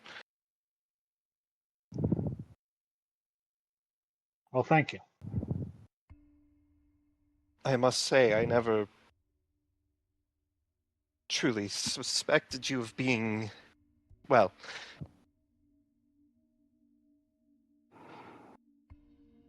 someone who would take to the gift of Cain so well, but you certainly seem to be handling yourself.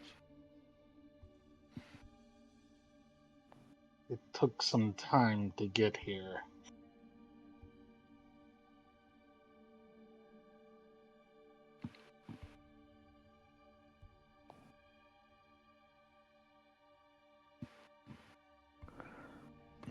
Well, if the gift of feeding is not to your liking, I have plenty more that I have in store.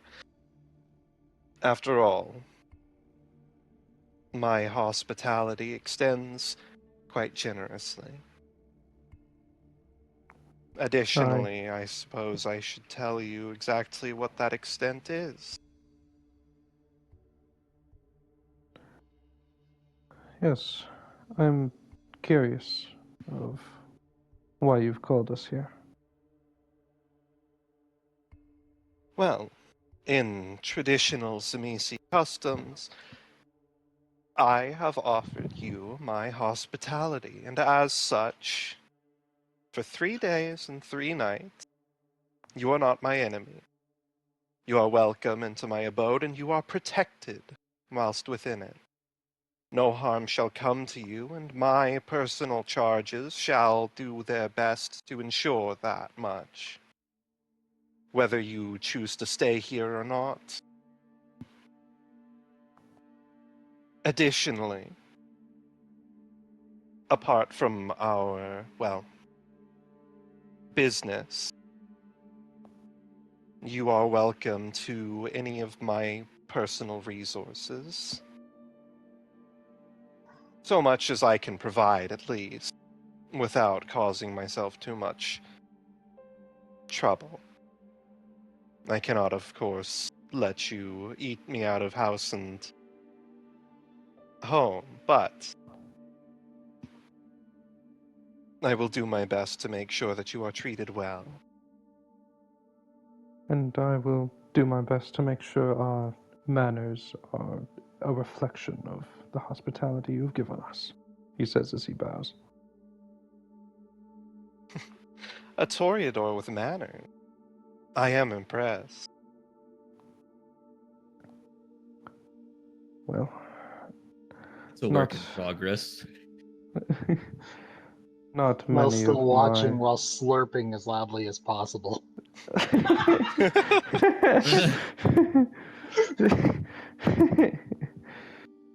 not many of my kind appreciate the etiquette of our kind.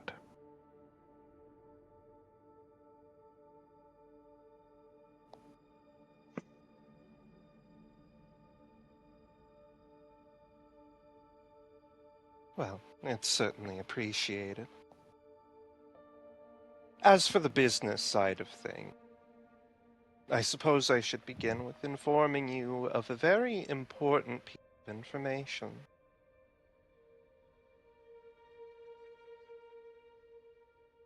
Silas, was it?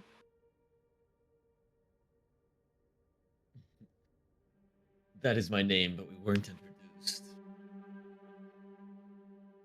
Yes, I do recall you from our illustrious Lord's manor. I never had the opportunity to interact with you. After all, we aren't supposed to, well, interfere with our lords. Pet projects. Yes. But considering that you have found yourself, well, as a part of the family, and there's been a bit of a change since then, I felt it important to inform you of a few things. First and foremost, my, friend, colleague, I suppose would be a better term, are currently working with a certain... Well, I'm sure that you've already been able to gather that we are working with the Saban.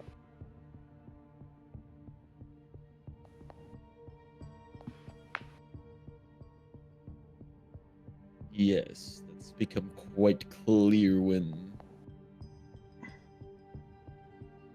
The werewolf spelled it out in clear detail.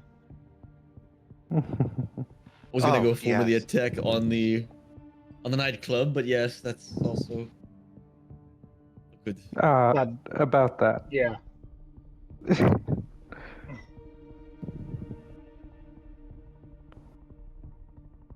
I do sincerely apologize about that little incident. I forgotten to feed my project before I sent it out, and it was becoming difficult to control. I can assure you its actions were not mine.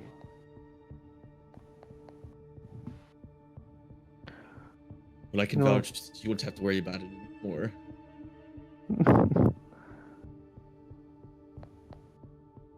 That does sadden me, but I can always make another, Mr. Schmerples. You did bring the tag back, did you? I don't think Silas had it. Did someone grab it? You grabbed it, Silas. You grab. No, I yeah, grabbed samples. I didn't grab the tag. I'm pretty sure you did grab the tag. I think All you right, did I too.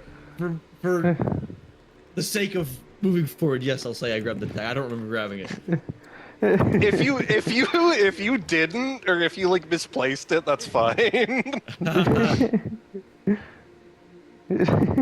It's not like the tag is a key here's what item we'll that's gonna do. ruin the game. Here's what we'll do. Yes, well, it was very convenient as a label for speakers. So you know us, Samisi, always testing the limits of biology. The Schmert potion. That's what I just made. When I woke up, the Smirk potion. I'm changing it. The Schmerp potion. The Smirk potion. Oh my god. he just pulls the potion out, and the tag is like welded into the glass. Yeah.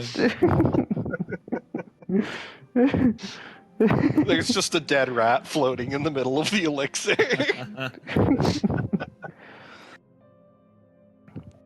Huh. What you probably aren't aware of is the fact that we are specifically under the orders of a bishop.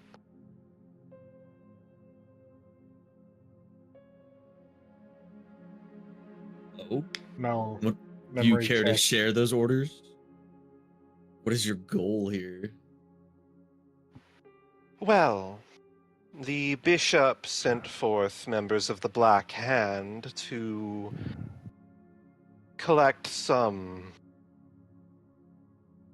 important resources.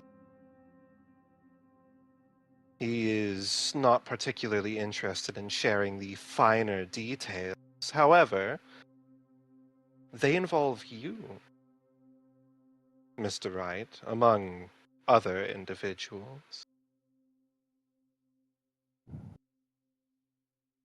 Of course, while the rest of my colleagues are more than happy to hand over a member of my clan, I am less inclined to do so.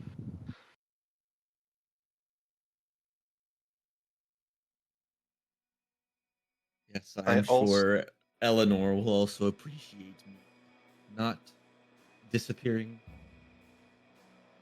Again. Ah, so you're little Eleanor's brood. I'm going to be honest, I didn't think she'd ever take to embracing someone. She was always more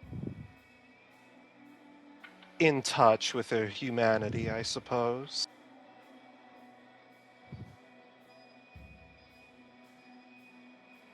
Yes, well, situations arose.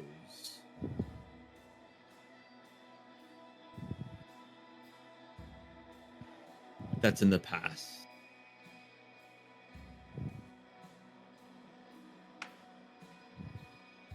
Well, I must say, you make for an excellent Zamisi. I am surprised that you haven't made any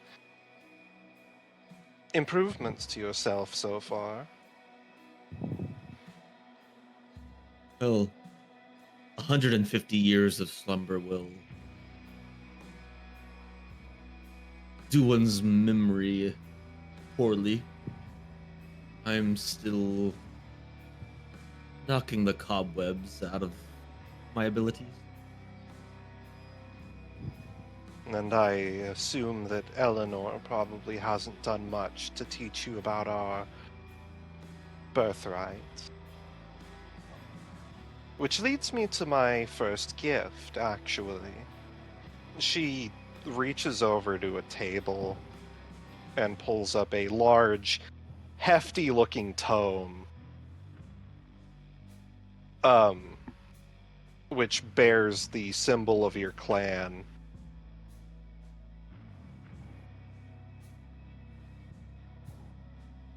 Vicissitude is the key to many great powers, including the ability to make such wonderful creations as this. She gestures to the hulking, vaguely humanoid monster that stands next to her.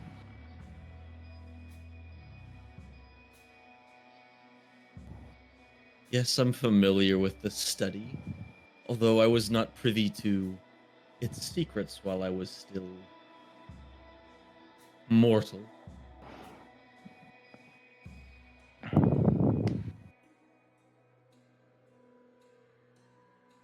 Well, I hope that you find this material illuminating.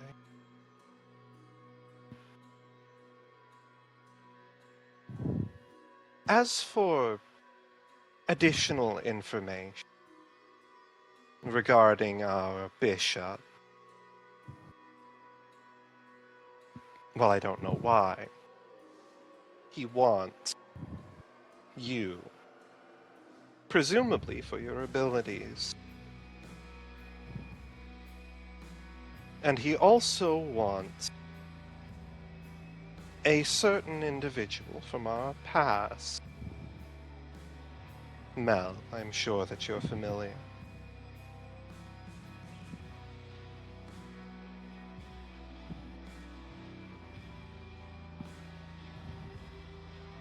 Enlighten me just a little. And they were the Familiar ones with who, that. they were the ones who, misappropriate you from us, after all. Hmm. Oh, yeah. Mel, Mel gives this sort of death glare. Yeah. And again, I have no personal interest in doing such a thing. After all, I'm mostly with these idiots because it's convenient for my own personal project.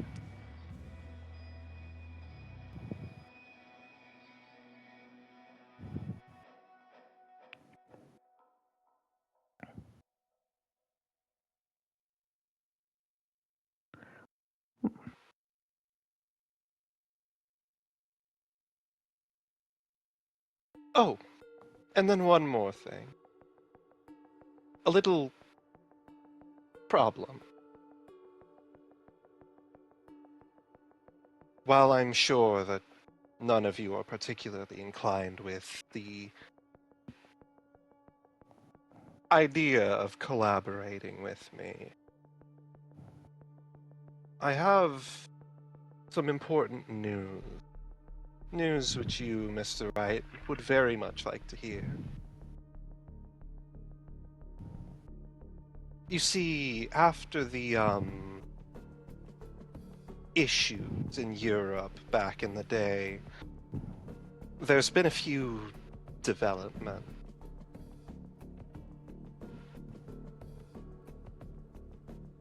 First and foremost, the eldest is alive.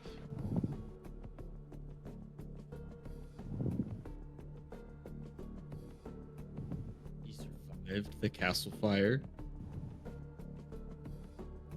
Oh, two things, I suppose.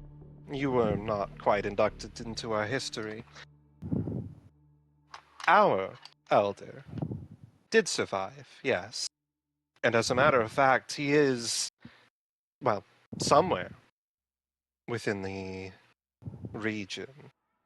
Unfortunately, I have not been able to quite figure out exactly where. He is elusive. Additionally, our antediluvian is still around.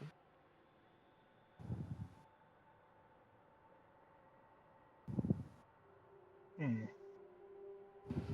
At that mention, Mel The pulls out a notebook. the eldest, the first of us.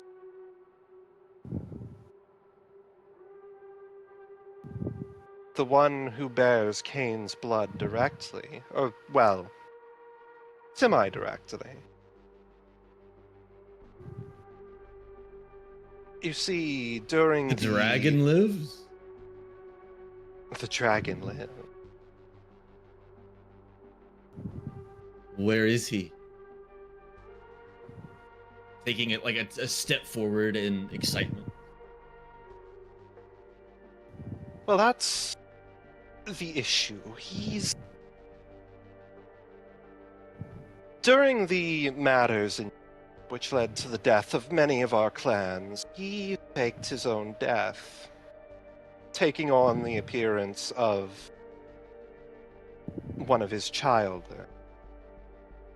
And then he fled to New York. Eventually, he came to some interesting conclusions about where he could take his evolution. He discovered the means to incorporate individuals into himself. And now, well, in New York and the rest of the tri-state area, and now he's slowly spreading like mold across the United States. And our illustrious lord... Oh? It doesn't sound healthy to spread that much. Well, I would certainly say so. I acquired a certain individual who I believe would be useful in assessing the extent of the issue. A tourist with the means to travel. And I worked out a way to impose my will on them, see through their eyes. When I sent them down beneath the city of New York, in an area which I understood the Ancient One to be moving, they were caught. The sheer power of its dominate almost immediately took control from me. And I had to completely disconnect myself before it pulled me in as well.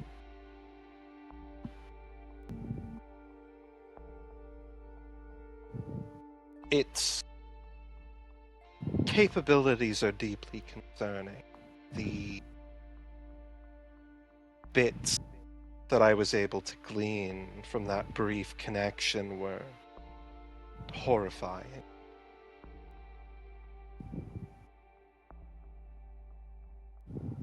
You see, the issue with this evolution is that it seems that the eldest willpower was not quite enough to keep itself separate from the additional consciousness. And now it seems to have completely lost its grasp on self.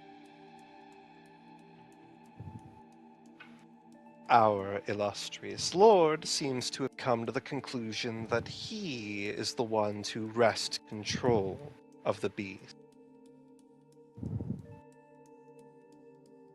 I, of course, have several concerns about his method, and think it would be a very bad idea.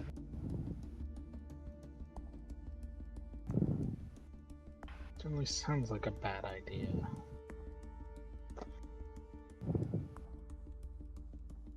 Of course, I have been working on remedying the issue, and, well, without me, it would be a concern that you would have to worry about yourself. A concern which I would argue you are not equipped to deal with.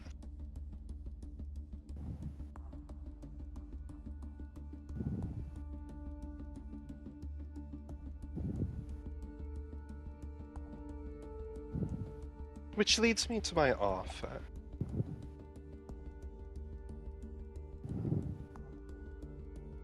I am an opportunist. I prefer to stay on the winning side. And I can see where this group of stooges is taking me in my work. So, I'm giving you an offer. I am still beholden as a member of their brood to assist them. However, nothing's stopping me from providing you with the information necessary to nudge things in a favorable direction.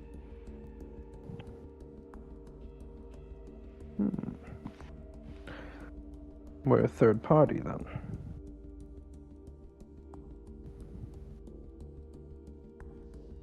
More like she's claiming she's a third party. In a sense, yes. I provide these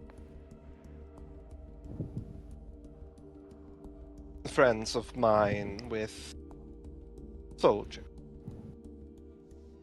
Soldiers which I must ensure continue to assist them. But, like I said, you are an unknown quantity to them. And it would be very unfortunate for them if you happened to know how to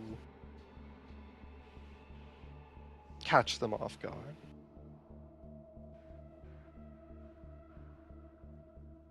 You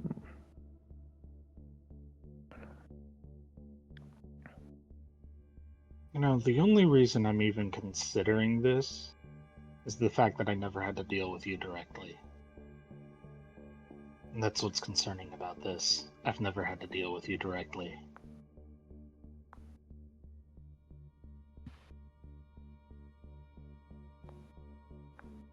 I can assure you, out of all of us, I'm certainly the best one to make friends with.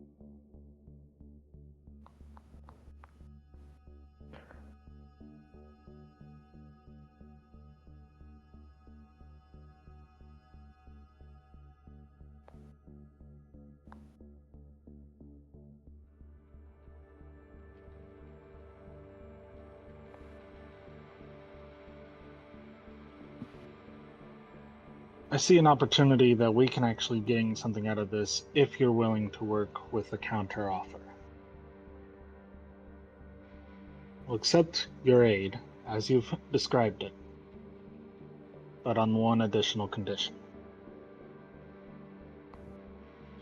You're going to I'm help all- Silas and I with a project. Oh, a project of your own. Now I'm intrigued. Might Silas I has the inquire? details. Well, I certainly look forward to hearing them.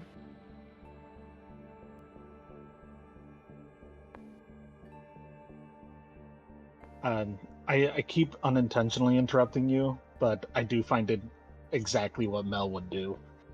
You're good. You do notice that her eye twitches slightly every time you interrupt her, but she is trying very hard to keep up the friendly appearance.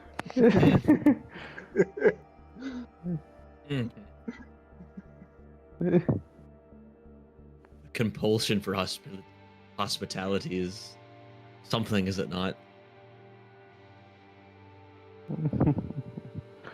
It's what separates us from the animals. She says, her eyes still twitching. Truly. Yeah.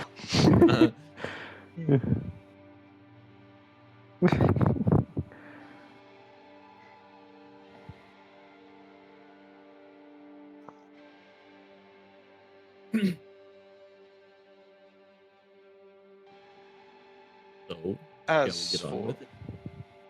As for what information I provide regarding my compatriots, I am limited to what you ask for specifically. After all, this is a matter of hospitality,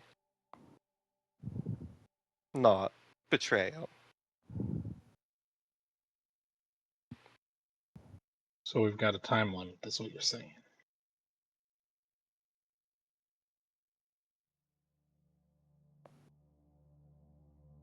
She did say 3 days. Yup.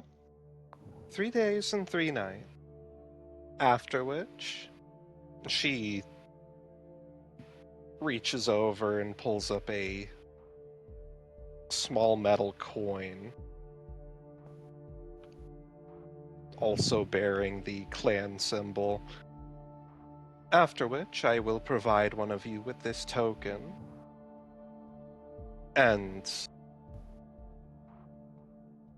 you who holds the token shall be expected to provide the same kindness in return, should I come to require it.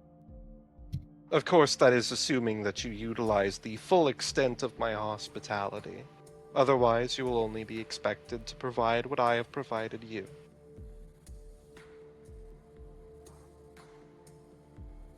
Very well. A mutual offer. Agreed. I don't like it.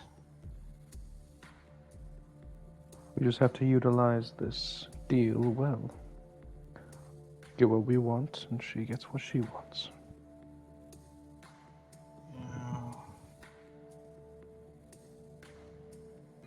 Then one limitation I'm putting on our requests.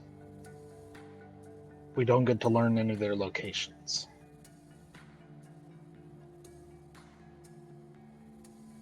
What? Avery says, looking at you. If everything we ask for is reciprocal, we do not give any location or information on how to find location.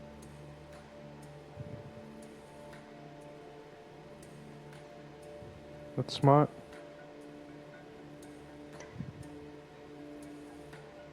If that is how you wish to engage with this, then you're certainly welcome to.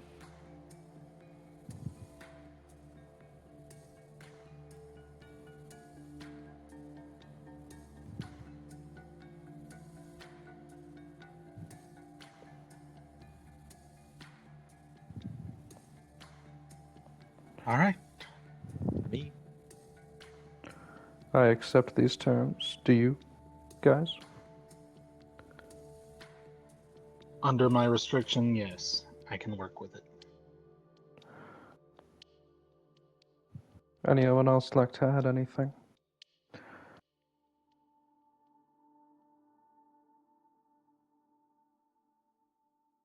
Nope.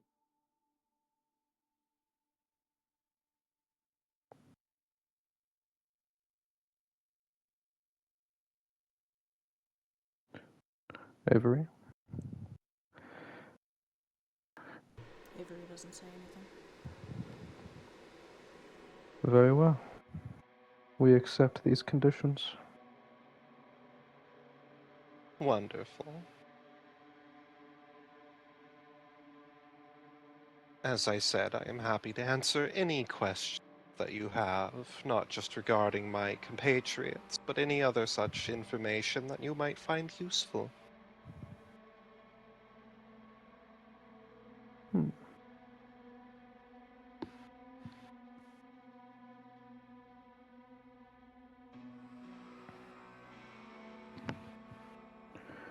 I have a You guys- weird question, or like offer slash. I guess it's just a question. If she teaches Silas skills, would there be a discount to the points used on learning said skill?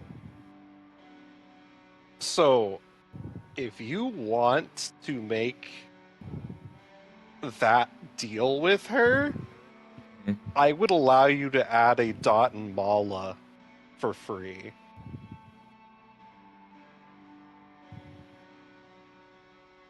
Dot and which one? Mala, it's an attribute. It's a, pretty sure it's a background. Yeah, Or, it's one of the merits and backgrounds.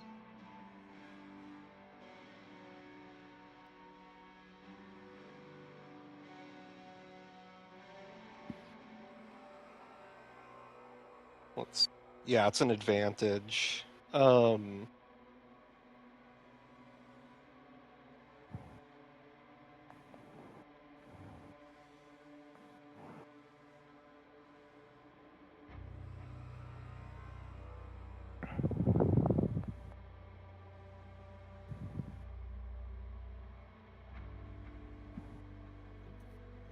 I'm looking at the wikis here. You're good.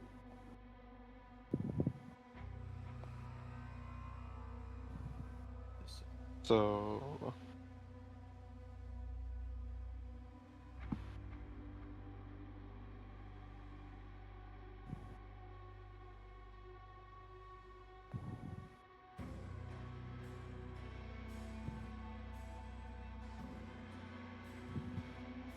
Mala, relationship with another kindred. Oh, okay. Mala specifically, just standard Mala. The merit is another kindred who has taken them under their wing to mentor them. And essentially each dot gives you different degrees of like what you can get from them. So like Avery has like Mala 5, which means she's literally able to just have Aradia come and help once per story.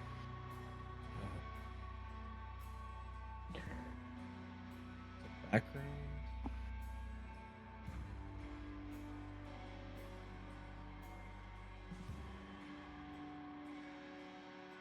Okay. Cool. Yeah, I'll make that deal. And I will warn you, having a Mala means that you are entwined with that kindred, and that means that they will ask favors from you in return for things that you do.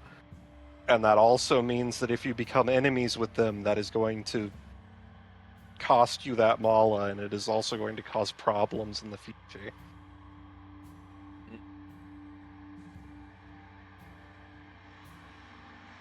And currently, as things stand, she is still part of my adversary list. Yeah. But what's not great is at this point, I'm pretty sure that Silas has a compulsion for that book. She is giving you the book freely. Basically, Thank this God. is me. I'm cured. So- because if he didn't get that book, it causes Yeah. problems. So, the book I actually specifically had as her giving that to you as a gift for free because I wanted you to have a story reason for being able to use vicissitude. Okay. Yeah. So that's not me. I'm not trying to like honeypot you into like Okay. being friends Oh, yeah. with one of the Dude, I one of wouldn't the blame villains. you if you did, to be honest with you. It is one of those I'm massive a flip trade-off a things coin. that work. Heads we True. go with the Malwa, tails we don't.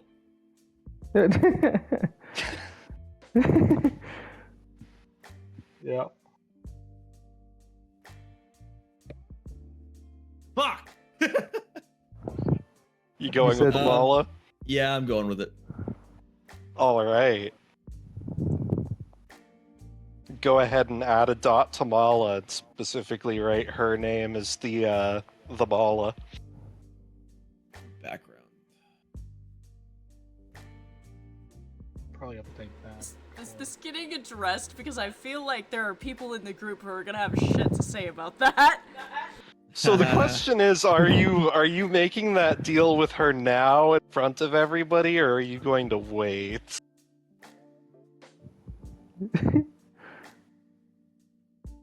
I will tell Here's you, what I'm Vanitas will going have to no do. problem. I'm going to. So, Silas is ignorant to most of this stuff. And I have, like, she has offered to teach him. And so he's going to take her up on that offer, not knowing Malwa is a thing. That's fair. Oh, That's the also, angle I'm going for. an additional thing. So Mel, you have your Oblivion site active. Vanitas, Yes. did you activate your Yes. site? Yeah. Both of you will also notice an interesting thing. So, another thing that vampires can see with supernatural sight abilities is actually the auras of other creatures. hmm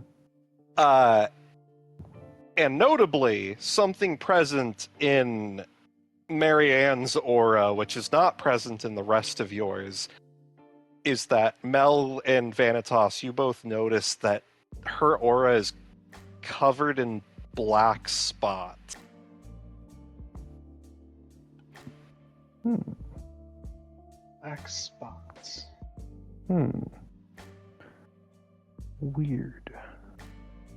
Just a important piece of information that you might want to... Yeah. I Consider. appreciate the information.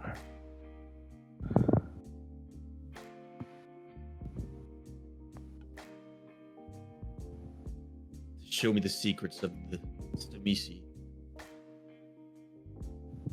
Is that still on the table as one of the options? I would be happy to take on a protege. After all, I haven't really had the opportunity.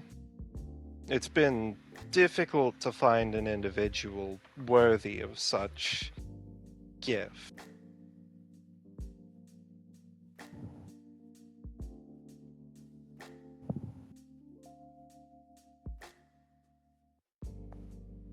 I would love for this to have been Eleanor, but she's busy with politics.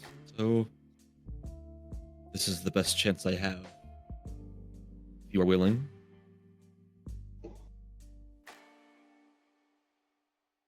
Gladly.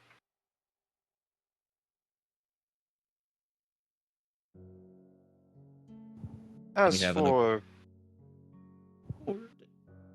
Go for it. Oh. Go ahead. I was just going to say then we're agreed.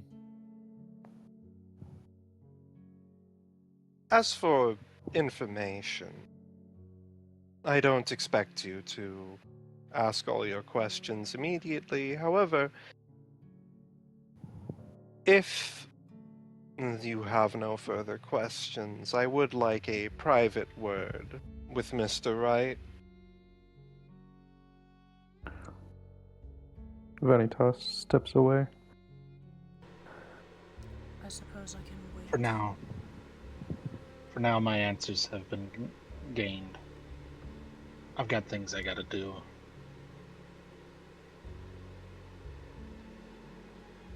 Excellent.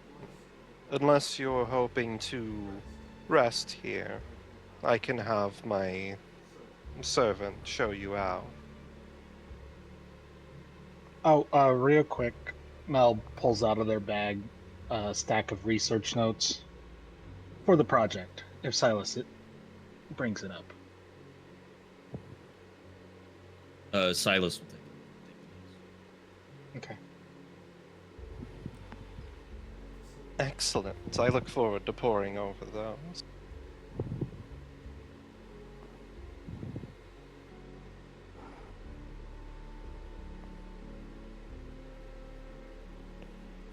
Avery glances at Aradia and Mel and says, if you're leaving, then I'm leaving too, which means I have 2 questions. Of course. First question. The spiral dancer.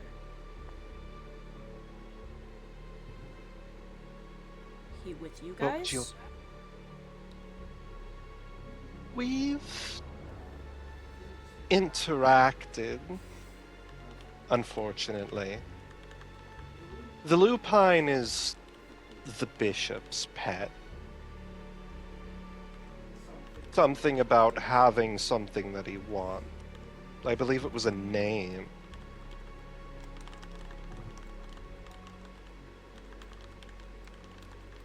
He's been begrudgingly assisting us.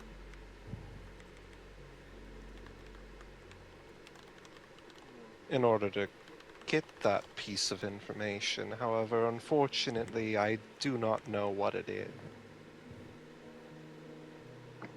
Honestly, if I did, I think I would just give it to the lupine and let him go tear the bishop apart.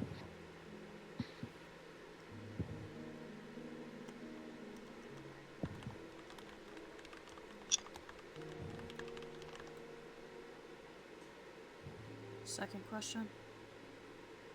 The cowboy. Oh yes, our new alpha. He killed our previous leader in a bout of monomancy, rightfully making him the new leader. I utterly despise him. But he's effective. If not infuriating. So Marshall's out? Marshall is... well, he's the pack priest. The priest's purpose is more to offer spiritual guidance. Although Marshall's certainly more the brains of our operation than him. The status of Alpha is more of a... well, by right of power, he is considered the one who precedes all of us. But Marshall is much more effective at the logistics. Okay. You see, this is why I'm still learning these things. And considering you're not with the Sabbat, it's not surprising that you're not too familiar with our custom. I know you weren't really taught much of them, beyond what you witnessed, considering you were, well, Nothing more a than pet. tool. I think pet's a bit more dignified. Then I was a tool.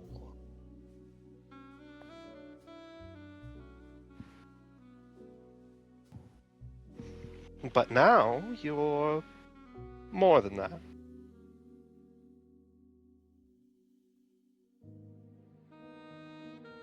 You are free from the shackles of humanity. And therefore, you have my respect.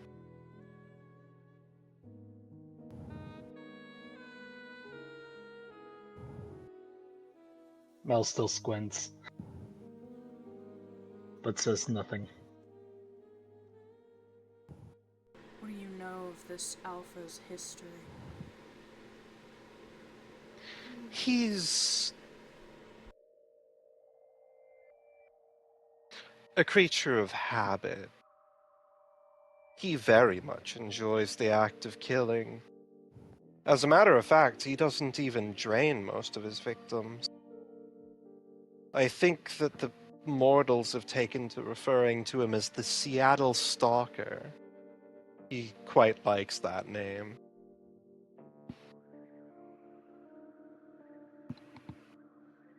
He has gotten us into quite a bit of trouble, though, with his zealous act. Based on what he said, he used to be a member of a different group, but something happened that led to well, his estrangement, I suppose. Avery glances at Aradia, seeing if Aradia wants to press for more information.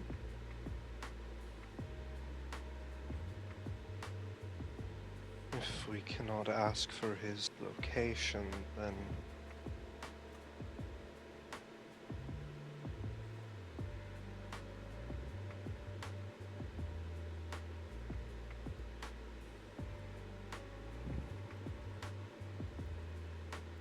Then his weaknesses, and how best to draw him out. Ah, for his weakness. He's quite a adept combatant. A very good shot. I don't think I've ever seen him miss. That was part of how he managed to kill our previous leader. The other part being that he was simply quite swift. He is, I would argue, quite an exceptional practitioner of... Sorry, I have to look up the... No, you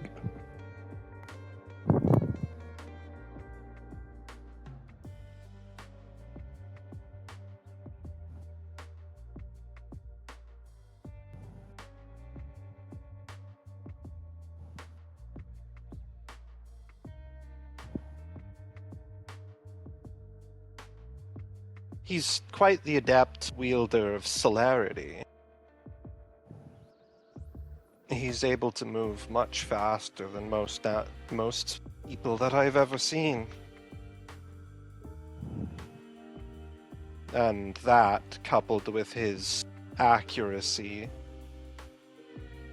he prefers to weaken his prey from afar. It's unlikely that you'd be able to fight him in a direct combat, certainly not one-on-one. Perhaps if you surrounded him. I always considered throwing all of my thralls at him, but... well... he is a gangrel. So if his ability to run fails him, it's very likely he would be able to resort to the old tooth and claw, as it were. He certainly likes to use them on his victims after he's blindsided them. But you said he's zealous. Oh, very. He's extremely overconfident. He's very big into the whole Sword of Cain thing. I wouldn't say religious so much as... he very much likes the power that he possesses, and he very much likes lording it over others. If he thinks... well, if he wants something, he will not stop until he has it. And he's also not very bright at all.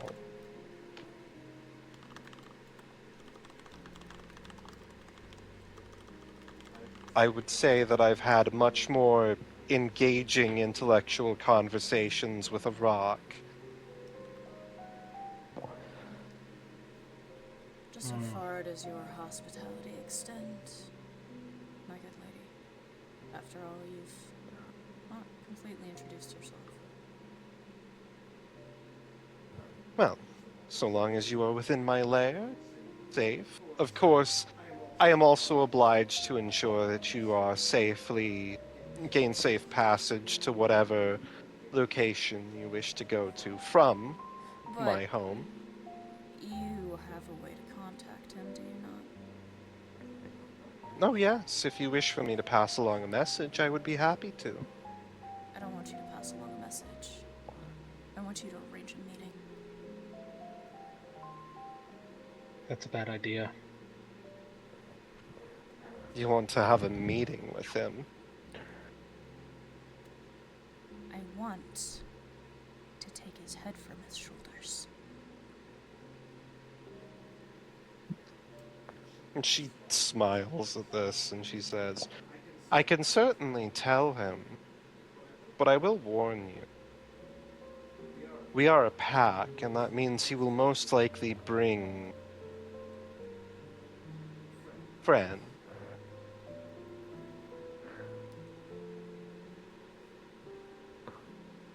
At the very least, he'll probably bring Marshall.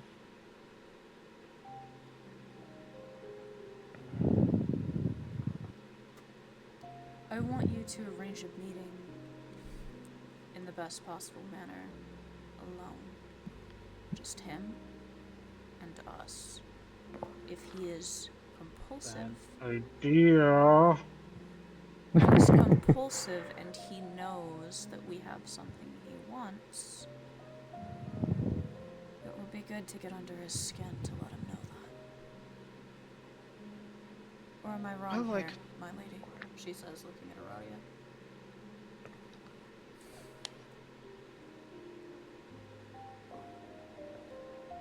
I want to kill him. I want to tear him apart.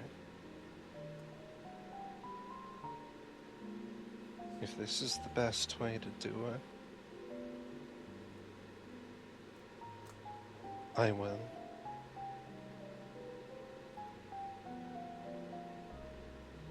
My sire agrees with me. Avery glances at Mel. He hurt her. I'm not gonna let that stand. And I'm just sitting here thinking about the reciprocal nature of our deal.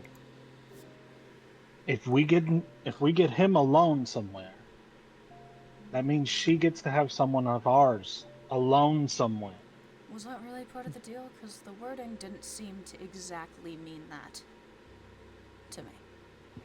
If that's what you're worried about, I am already asking to have a private conversation with Mr. Wright. If that seems like a fair exchange. Okay. She gets Silas by himself. Trust in this. We get the cowboy.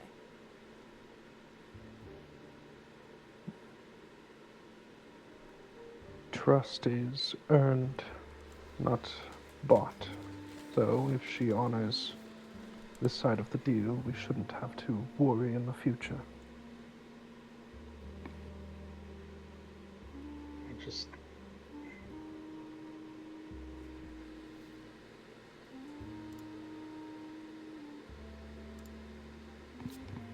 I know how all of them are, and any advantage that they can gain, they'll use. I am just trying to make sure that we know what kind of advantages we're giving them. Well, if you have questions, by all means ask them. I've got all the information I need for now. How about then we make sure that information that our enemies gets on us is the stuff we want them to hear.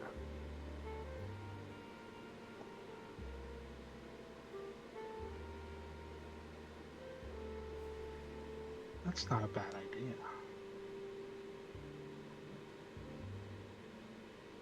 Also, you guys like the Dio outfit? Yeah.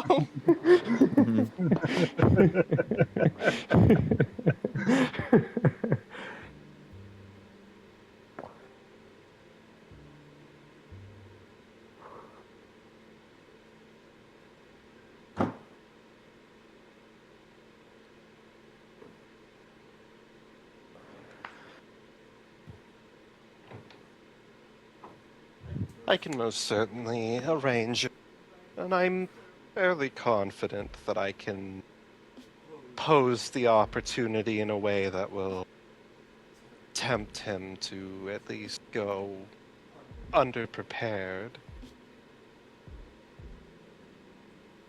Just tell him an old friend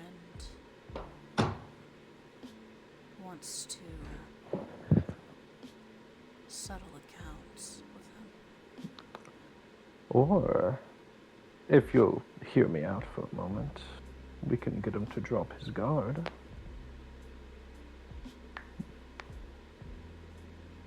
We could have him arrange a meeting with me. Well, I'm not very well known, very strong or powerful vampire. I'm sure he thinks he can take on me by myself. If he thinks it's only me, then he won't have any reason to be suspicious. You're not a well-known vampire, Vanitas, but your name is one that attracts attention on every street corner. Everybody knows who you are.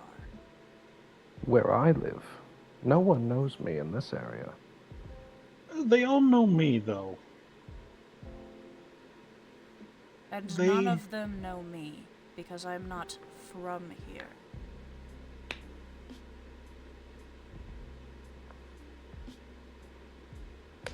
Being an old friend will make him raise his guard a little bit. I'm not the old friend, Vanitas. Aradia is. Oh, I know.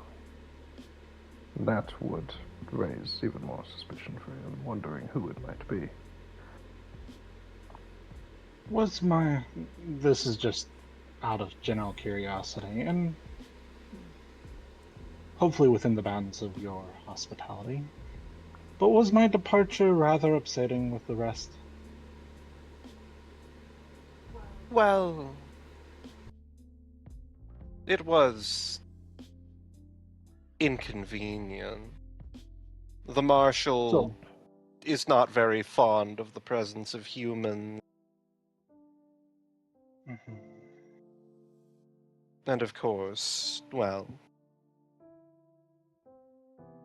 So, our friend who does not like to have a name was always a bit Mm. more fond of you. yeah. But say a thick-headed rock of a man who, while at times proving himself, has an opportunity to, say, secure the loyalty of the rest of the group even further. Would he take it?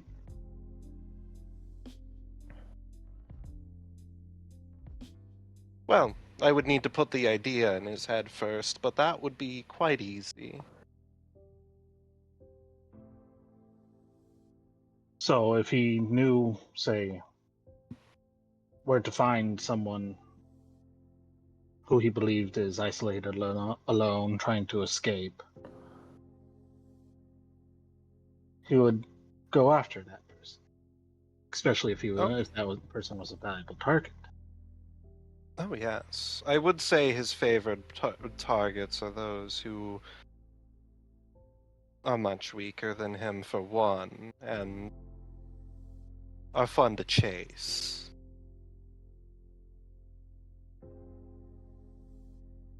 Well, there you go, guys. I hate the idea, but there you go. You really don't need to do that to yourself. Putting yourself out as bait was unnecessary. We already have all the bait we need. The incident that rended him from his previous group should be enough to infuriate him if he can figure it out. We have bait, but we need an advantage. It's true. Well, I do have a team of veterans with high-powered rifles. It'd be fairly easy to pivot them in a circular pattern around said meeting point.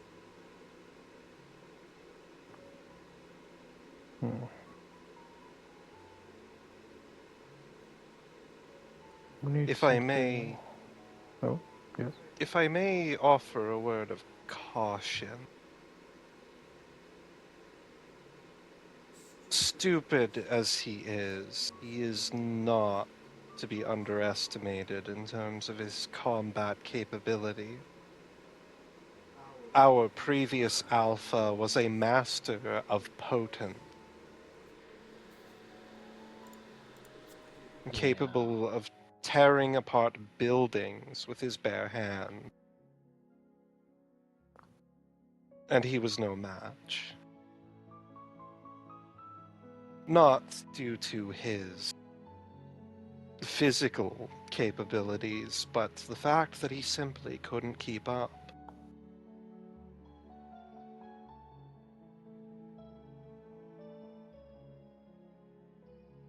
A man that fast can make a lot of mistakes and still compensate.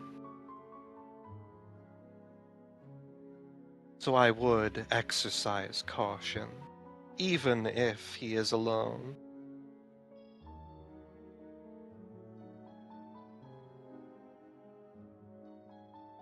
Amalia, are you fast enough to go up with him? I've seen you move.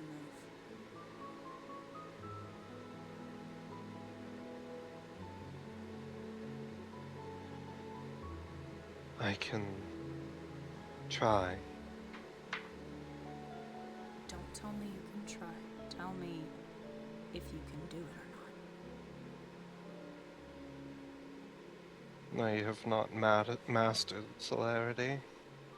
It's not a discipline that I'm particularly attuned to.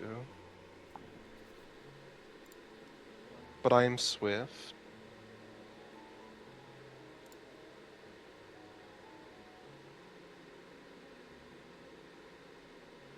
If I'm not alone, I don't think that I would be at a considerable disadvantage. And you never are.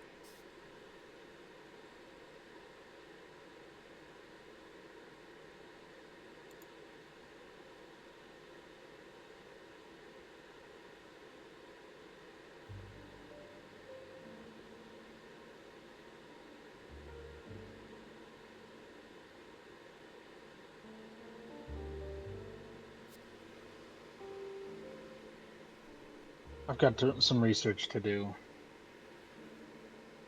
and hopefully it'll help us with this guy and a few others. I do have a little stop I'd like to make, quite possibly netting us some assistance with him.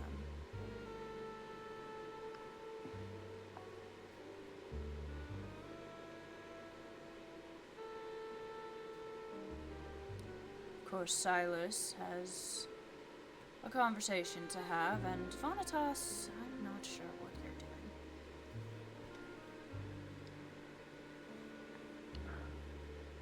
doing. Me? Oh. Merely observing.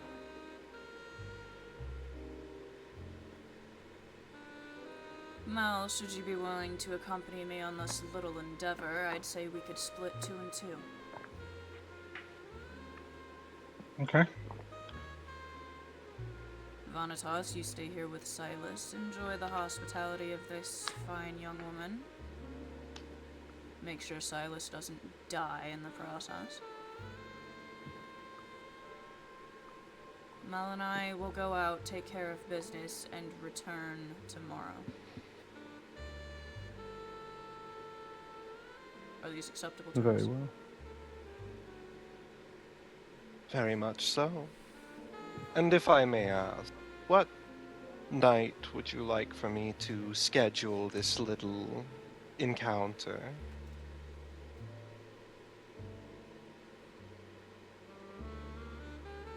For now, can we have a rain check? Like I said, I need to prepare. Gladly. I'll have an answer for you tomorrow.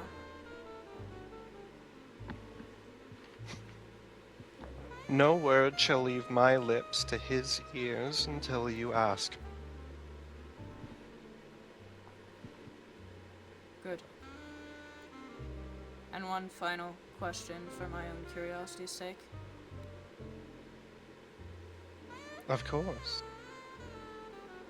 What is this thing? Avery says, looking at the... Oh, this? She approaches it. This think is my it's an elephant. Slashta. What's... You know, an elephant in the room. What... What manner of creature? She says, looking it up and down. Well, he was... I don't remember his name. I named him Alexander. I thought it was a much more dignified name. This is the marvel of flesh crafting. The brilliant discipline created by my very own clan.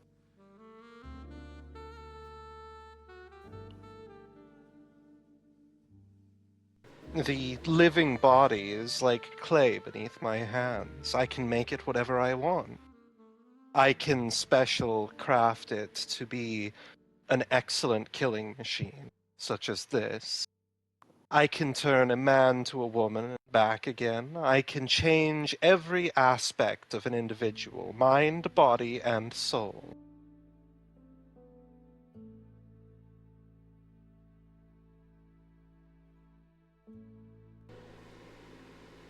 Huh. Well, he is rather cute. Avery says offhandedly. I made this comment a while back when I first heard about this, but that's why I heard screaming in your lab. Well, they usually only scream for a short amount of time. Mel nods, but is thinking back to that one time they heard it for 8 hours straight. Didn't even take breaths. Of course, it really depends on just how long I want them to suffer. And this thing listens to you. Oh, it loves being what it is. It worships me as a god. I didn't even need to change its brain, actually. Huh. Fascinating. Oh yeah, did you bring Nova with you? Yeah. Speaking of which, you have an excellent specimen. Hands off of my child. Of course. But if you were interested in a trade at any point, I would be very interested. An intriguing offer, but I'm not super inclined to let you harm her. Oh, it wouldn't be harmful. Nothing that I do is harmful. I will it to be. But they scream a lot, she says, looking at Mel. The ones that I allow to feel pain, yes. I could make it painless. I could make it enjoyable, even. Intriguing. Though it would be very hard to have one of those things walking around on the city streets, now wouldn't it? Oh, yes, that is the one unfortunate drawback. They are an issue when it comes to the masquerade, and considering your allegiances, that would cause quite a bit of bother. I keep mine out of sight more so as an assurance that I won't have to deal with undue problems. Quite. She pats Nova's head. I prefer to keep my killing machine indiscreet. And for someone who travels, that's certainly quite effective. Of course, they do make excellent guardians for, well, for your resting place. Well, if you need specimens, perhaps someday we can come to an arrangement. But for now, Mel, we have places to be. Yes. Avery offers Aradia her arm. Aradia takes it, and the two of you leave. And then Marianne looks over to you, Vanitas, and she says, "You wouldn't mind waiting outside, would you?" Not at all. He sits down, like Excellent. outside the area. Yeah. You can wait with Alexander.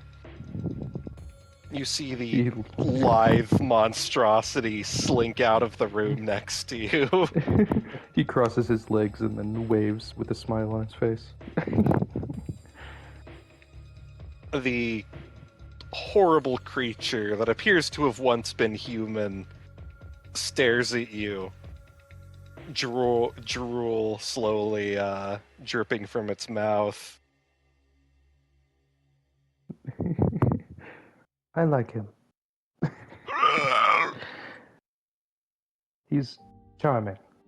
It really is. Avery says, looking at it as they leave.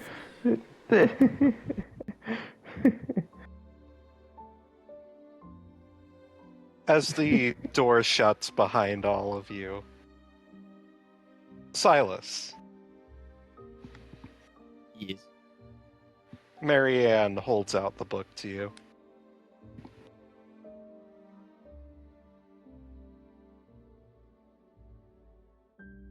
Is this for me? Yes. Like I said, it's a gift.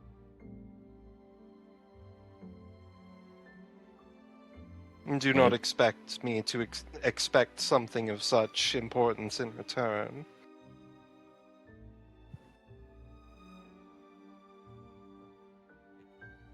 Gestures. Thank you very much.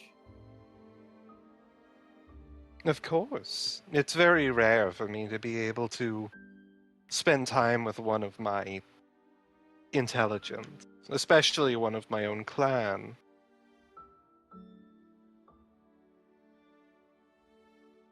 There's very few I've come to meet in this day and age with intelligence, and very few and fewer of us left in the world, it seems. Yes, A well, lot it has is changed. indeed. Well, it is convenient that the humans are much more fat and placid these days. It does make it much more difficult to find candidates for, well, for our gift.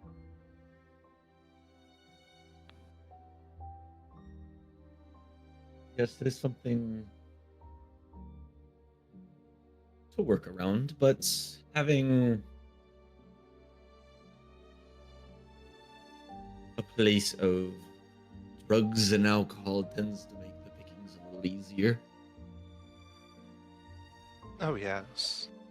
It certainly makes it easier that I don't have to worry about handcrafting all of my servants. Being able to spin stories to make them just as subservient is incredibly efficient. Yes, not to mention euphoric while feeding. I'm going to toss her a vial of the solution I use to like put targets out. Interesting. You season your food, I take it? Yes, makes the dirt a little less noticeable going down. Yes, it is hard to find a truly exquisite taste. I've personally always preferred the experience of a good natural flavor. I've even Well, got my own personal pet. well, as I've only been awake for a few, never had the chance to taste unsullied blood, but it at least makes it easier.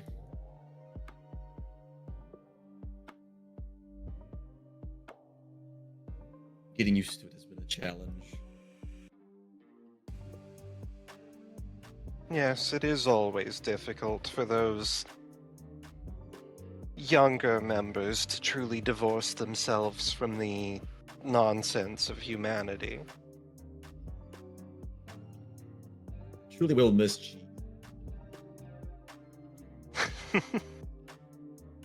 To be honest, I don't quite remember what any normal food tastes like.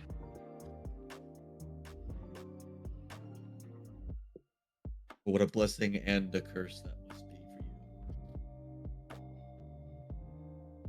Well, I can't say that I miss it. I'm something much more now than I was when I was first embraced.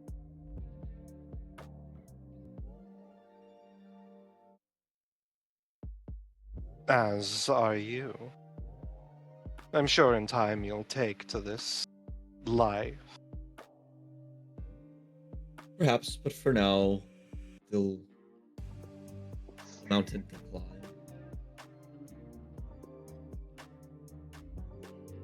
Like I said, being asleep for 150 years, although times have changed, it was just yesterday I had access to cellars of wine, and pork, and bread and cheese. My mouth still remembers and waters just thinking about it. Even though I know I can't have it.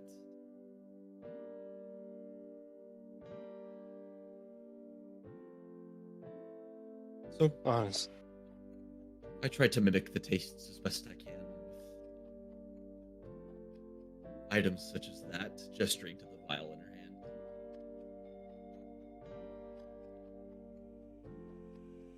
Well, you certainly do remind me of Eleanor.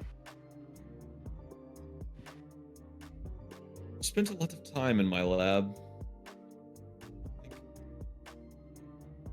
Never sure I was convinced if it was out of pity, curiosity, or just sheer boredom. Although she was an heiress to the empire, her family didn't have much time for her.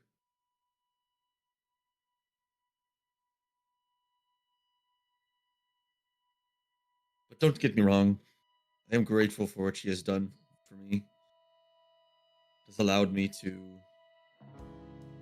continue my work.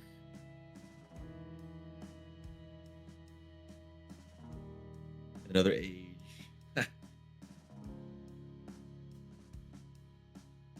I am certainly glad that you're content with her tutelage.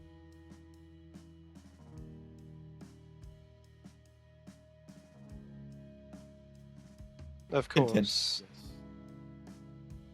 Please continue. Of course, there's always much more to this gift. She was never really that fond of it herself. Always so concerned with the mortals and their fragile existences. And she, well, I'm assuming she looks the same now as she did back then.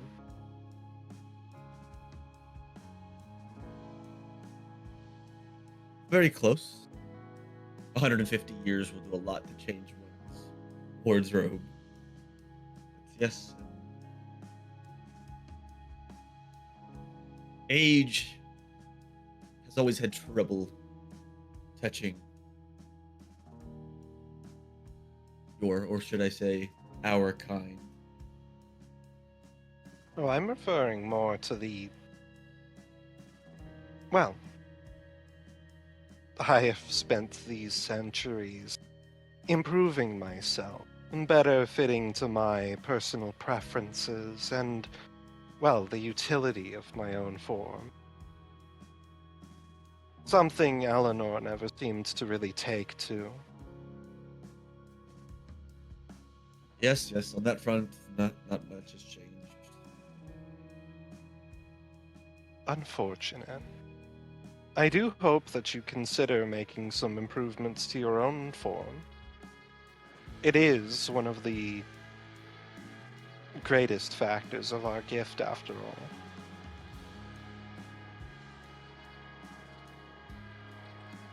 Don't get me wrong. I have pondered it, but then again, I've also never had experience in such sciences. It also makes mingling amongst humans challenging. I'm sure they're not Hi. quite used to seeing those with horns and a tail. Yes, it is unfortunate. But you can always change. And you can make modifications which are more discreet. Protective plating beneath the skin, claws that can retract from wherever so you choose. I prefer to keep my form as is for as long as I can, but when I do have to expose myself to the general public, I do have a couple of faces that I like to put on.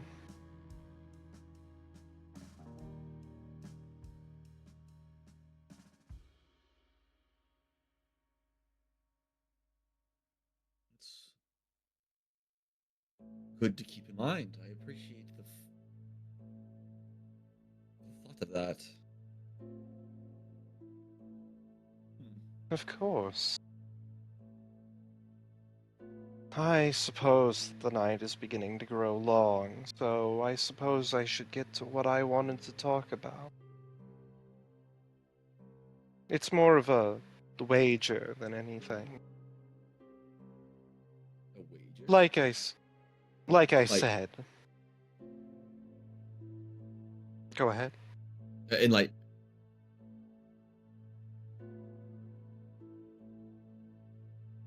Like I said, yeah. I prefer to be on the winning side. And you are a very engaging individual, one who I would be very remorse to see meeting the sunrise. So, my wager is this. Should my colleague find themselves meeting their unfortunate demises, I would be very much interested in maintaining a positive relationship with your group. But should the unfortunate occur, should your friends meet their unfortunate demises first, I would ask that you join us.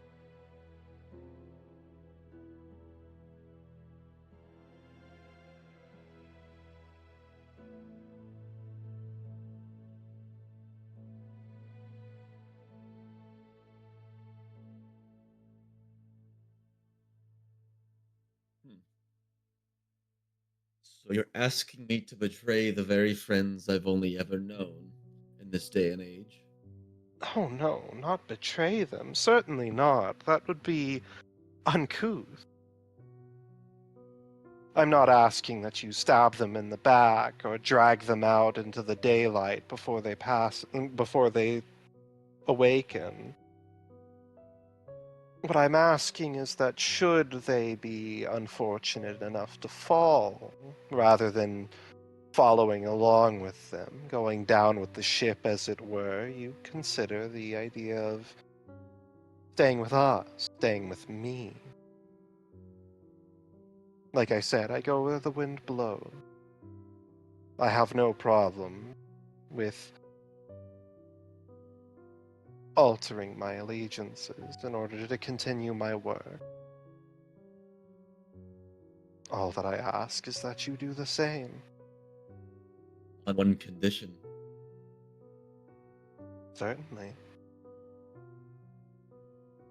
I continue my work if I join you as well. I wouldn't have it any other way.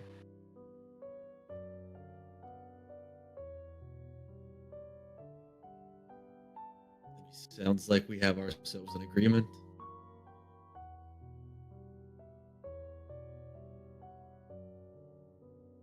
She holds out her long clawed hand to you.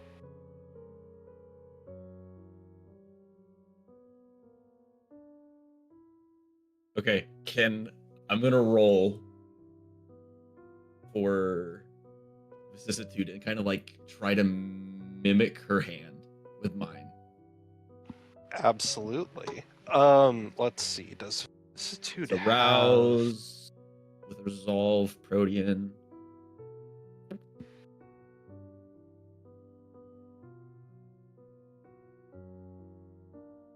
what does that mean? So it's one rouse check, I guess, is the cost.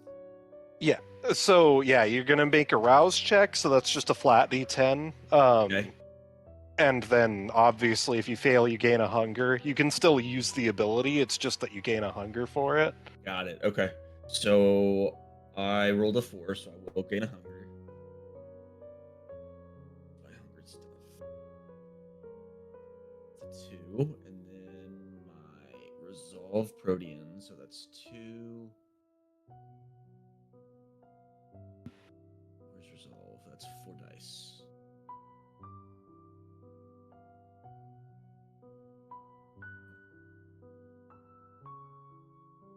And it's a I guess I have I have 6, 7, 8, 9.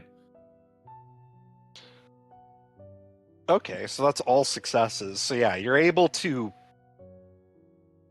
You rouse the blood, pushing the blood in your body to cause these mutations. And your hand begins to shift into this claw-like form, your fingers elongating into a blade. And I will shake her hand. I look very forward to our partnership. Indeed, sounds like we have ourselves quite the age of discovery.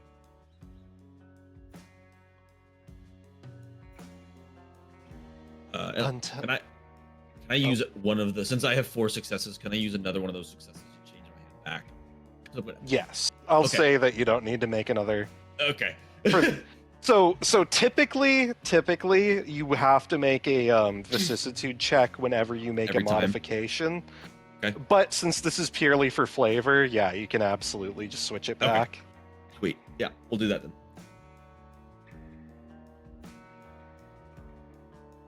Until next time, Mr. Wright.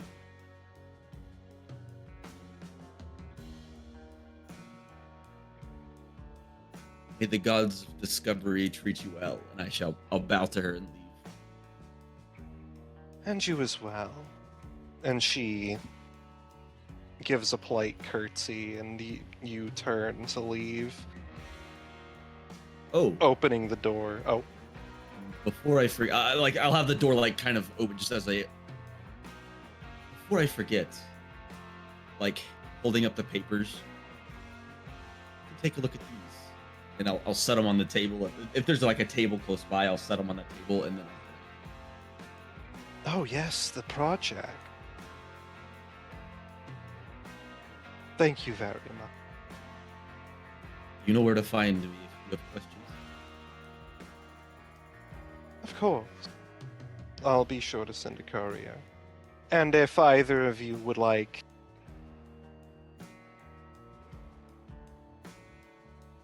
protection on your travels to your next destination, simply inform some of my boys that you're in need of escort.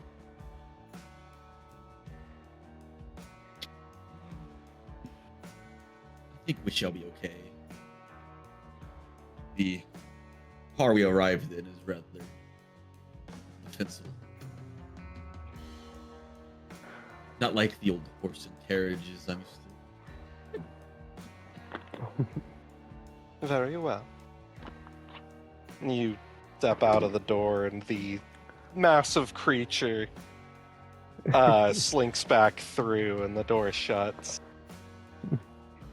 Oh, is the wait, is Vanitas still with the big creature? If there was something you wanted to do before it left, yeah, you can do Yes. something. Okay. Yeah, as they step out, they would see him just sort of eyeballing it and staring at the creature. And if he sees her, he will look over and wave her over. She'll After tilt her. you know. Yeah, after Vanitas leaves and the creature steps back through, you wave towards her, and she tilts her head and approaches. I was still a bit hung up on the last conversation we had, and I was curious about continuing it. Oh, of course. So, how should I ask this?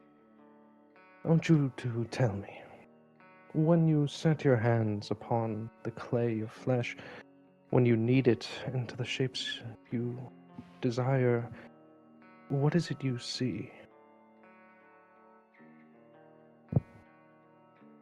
What is it I see? Well, I see the chemicals, the bond, the molecules and hormones, the sinew and flesh. I take it into my hand and I twist it into the vision that I have in my mind. And well, you can see what those visions entail. Yes, and based on what we last spoke of, I hold no doubt of your skill, not in the slightest. The shapes you conjure from clay and the blood are elegant, precise, formidable. A vase molded to perfection, smooth and unbroken. It is beautiful in its symmetry, its strength. But to my mind, it is a beauty too hollow, too silent. Like any vase, I believe it requires a flower to be complete. Oh. And what You would a see- flower entail in the metaphor? You see, I have always found mortals fascinating, not in spite of their imperfections, but because of them. Their fears, their hungers, their contradictions, how they stagger yet persist, how they cling to love while surrounded by despair. Each soul is like a labyrinth, and within those corridors lies 1,000 keys to creation.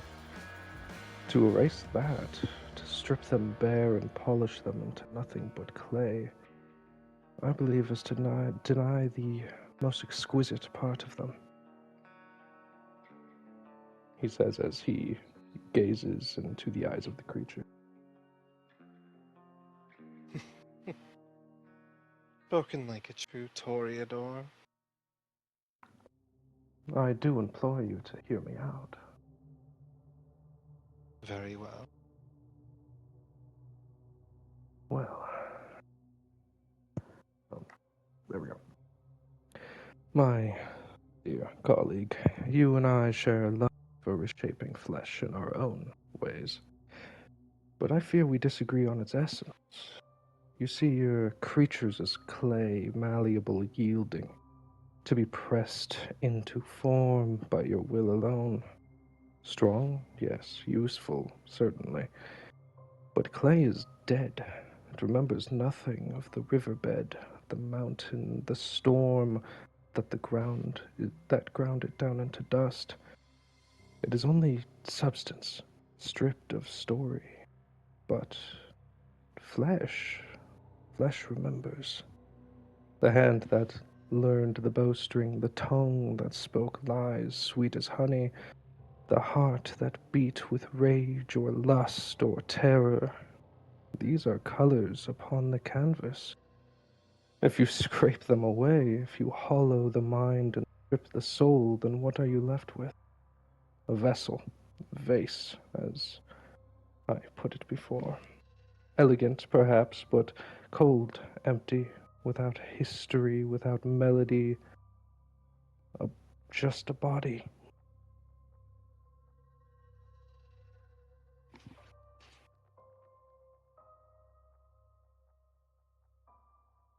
If I may offer you a counter-argument,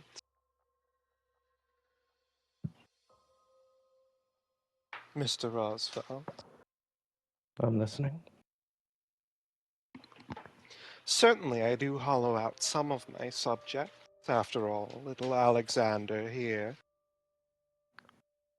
I removed the parts that were more extraneous.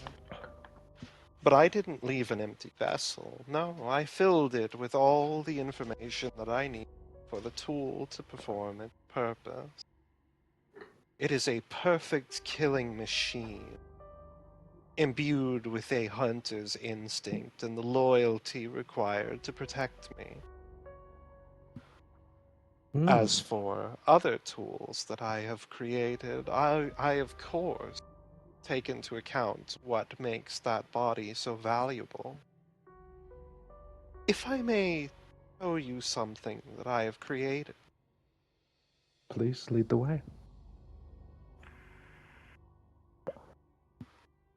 She takes you back into the room, upward up the stairs and down a hallway to what appears to be a more private room. And you see all sorts of macabre creations, lamps made out of human bone, sculptures that you're not quite sure are dead or alive. And then you see something that causes a reaction. I'm not sure. I'm going to send this to general because I don't think it quite qualifies for NPC. Yeah.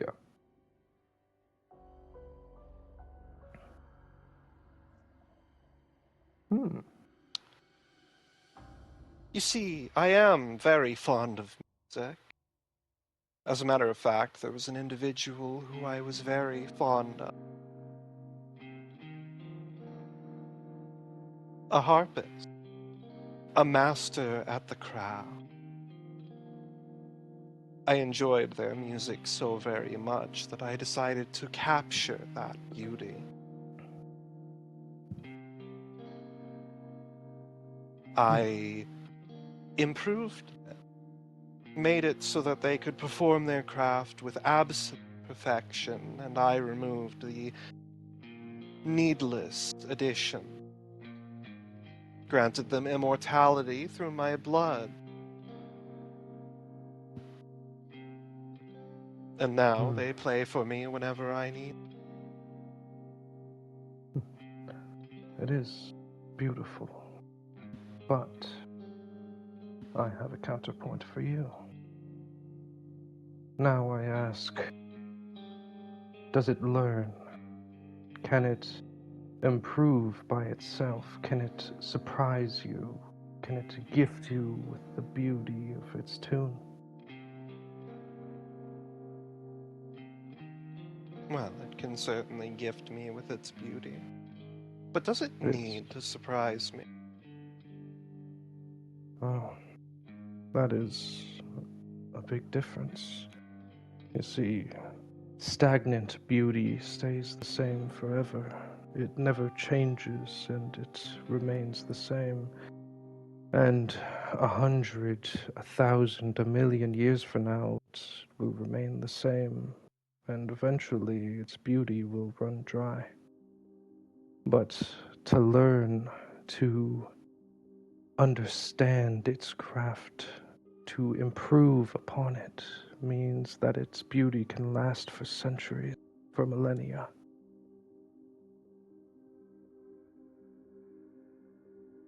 You're supposing that only a human is able to create change. That change happens from within, rather than without.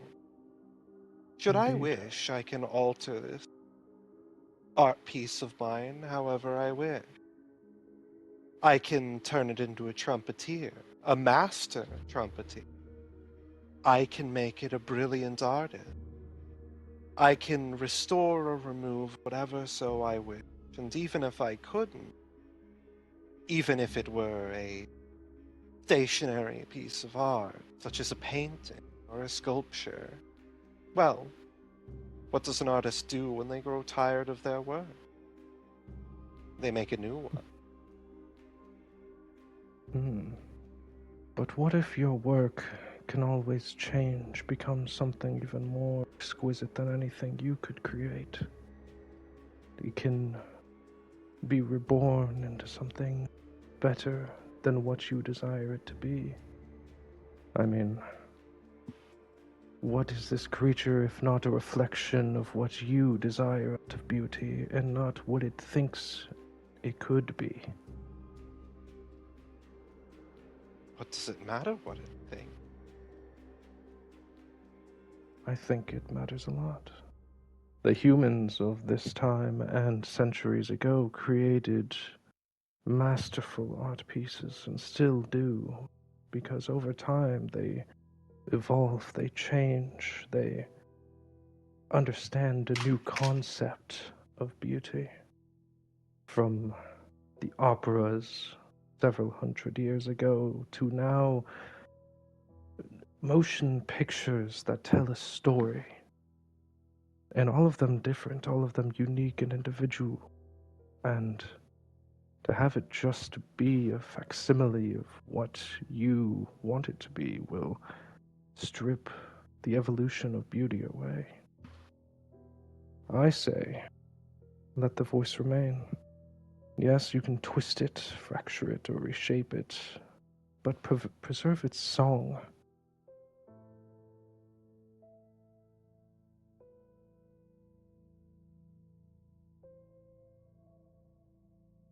You suggest that humans are somehow unique in their ability to evolve. She gestures to herself. I believe Our all kind. creatures. Our kind are more evolved, more capable. We can do things that they couldn't possibly conceive. We can change ourselves. I can make myself look exactly how I wish. I can evolve endlessly, and not by some random chaos, but by my own will. The human spirit is just a precursor to our kind, our will, our capability. They are less than us, Mr. Rosfell. And as such, it is our right to do what we wish with them. Whether it be to preserve and nurture what they can become, or to change them into what we wish them to be, frankly, I don't particularly care. I'd The fact argue the opposite. Apologies. But I think humans have a unique evolution due to their lifespans. Us, we live forever, however long we wish to live, or unlive. Humans are merely a fraction of this timeline. They evolve so quickly because of the fear of death that they carry. They always find new ways to create, to live, and evolve. They will do anything to make sure their legacy lives on, because they don't last long. They're always fighting for another day, and through those fights, a beauty emerges like a butterfly from its cocoon. The emotions that they develop, their fears, their thoughts, all unique and individual.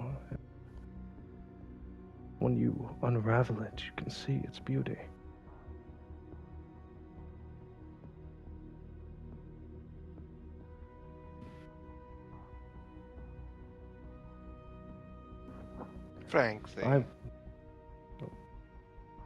Frankly, Mr. Rosefeld, they live short, boring lives. They wither to dust, and then if they're lucky, their name is remembered for a handful of centuries.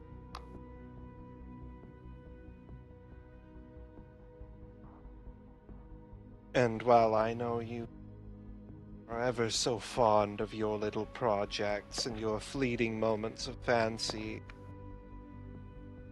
I am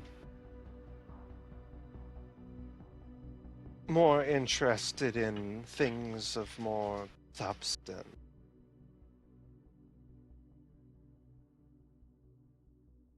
Although I suppose you are right about one thing. This project of mine is kind of starting to bore me, so if you wanted it, I would not mind parting with it. I'll take it. Then, aside from that, for a moment, I have a proposition for you. Very well. Me and you have similar skills, just in different fields. And we currently have 3 Knights of an Alliance. So, I propose a bit of a collaboration of sorts.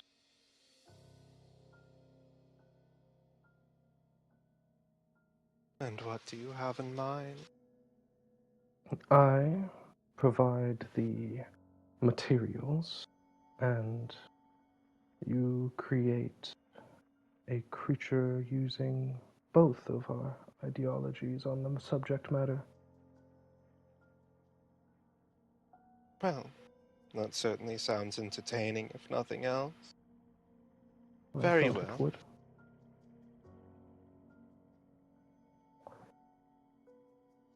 It's been a while since I've gotten to work anyway.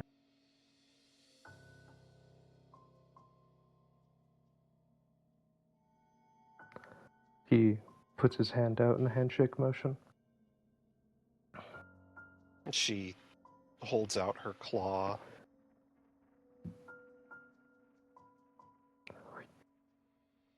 I And do so you- enjoy how the minds work. And yeah, he takes the hand. You shake her hand, says, "If that is all, I do have some work to tend to." He politely bows and exits the room. You exit and meet back up with Vanitas. Or Silas. Or Silas, sorry. You're good. I'm starting to get tired. No, you're fine.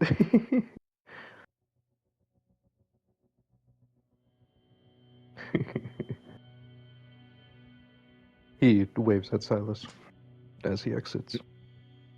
Conclude the business you came to do. Yes, I believe this will be fruitful for all of us. Silas kind of like averting his gaze. Agreed.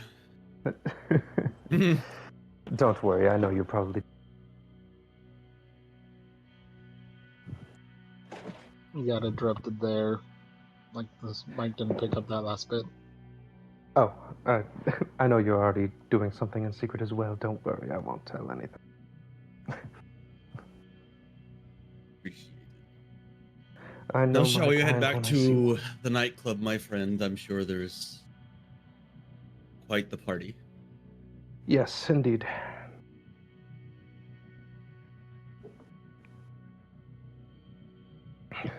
Vanitas leaves the area. So all of you head out and say right now, would you guys like to conclude the session there, or do you have anything else you want to get taken care of? I am good. I'm good as well. I kind of wanted to keep going. Yeah. Mel I mean, has it three is. things that they want to do, just to get them rolling. But Yeah, other absolutely. than that, I'm good with calling it soon. So, I'll say, Mel, what would you like to get done? First, they're going to contact Mariana, asking for a direct conversation so that they can not be recorded. Yeah. Then they're going to call Dick. You also get into contact with Dick. Tell him that there's an old cold case that should be on his file that is relevant to Mel's current activities, and figure that his help with these matters might help with that cold case.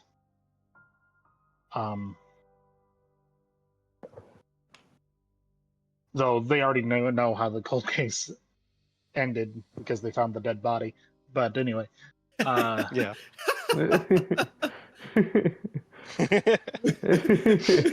no, Mel's just stringing this guy along on this. Richard, how you doing? But the last bit is they want what's his name? Chris.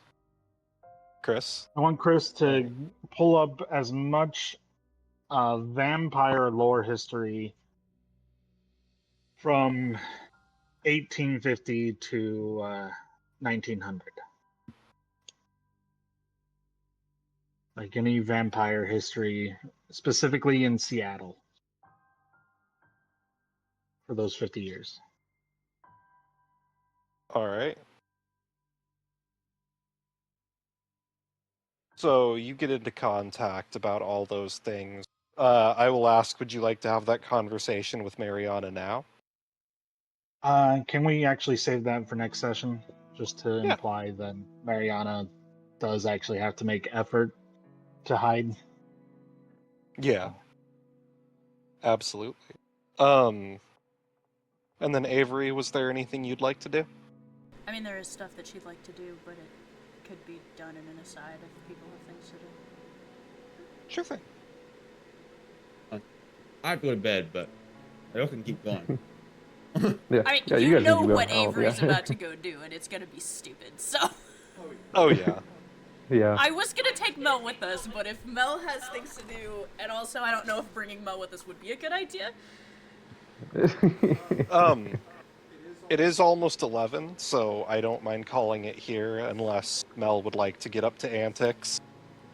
Mel does have something to say to Avery as they're leaving, and Absolutely.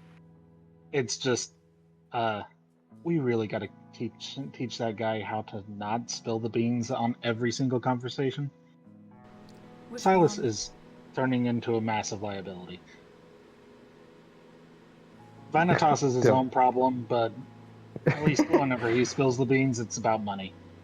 And I'm okay with him spending too much money.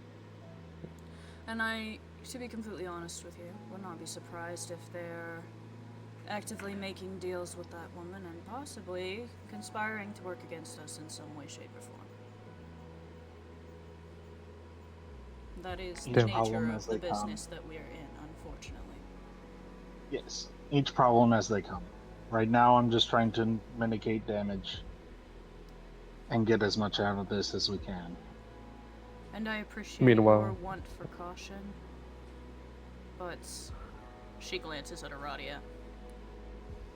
This is something that has to be done.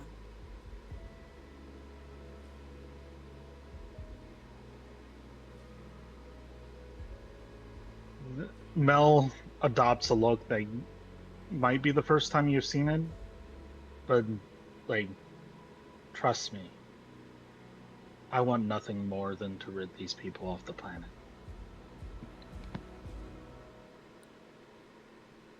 Then help me take him down.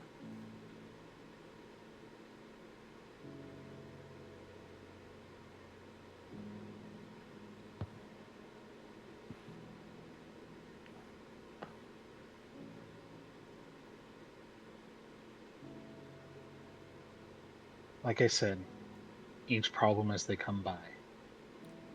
Well, this problem is going to surface much sooner than the others, I assure you. I guarantee it.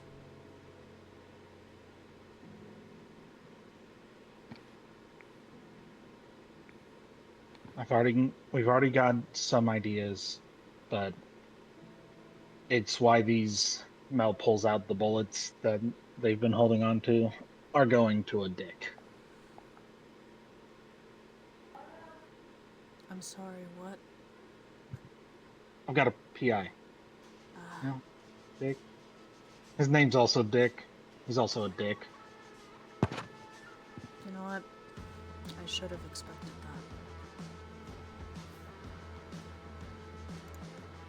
that. I have a They little call him- business across town.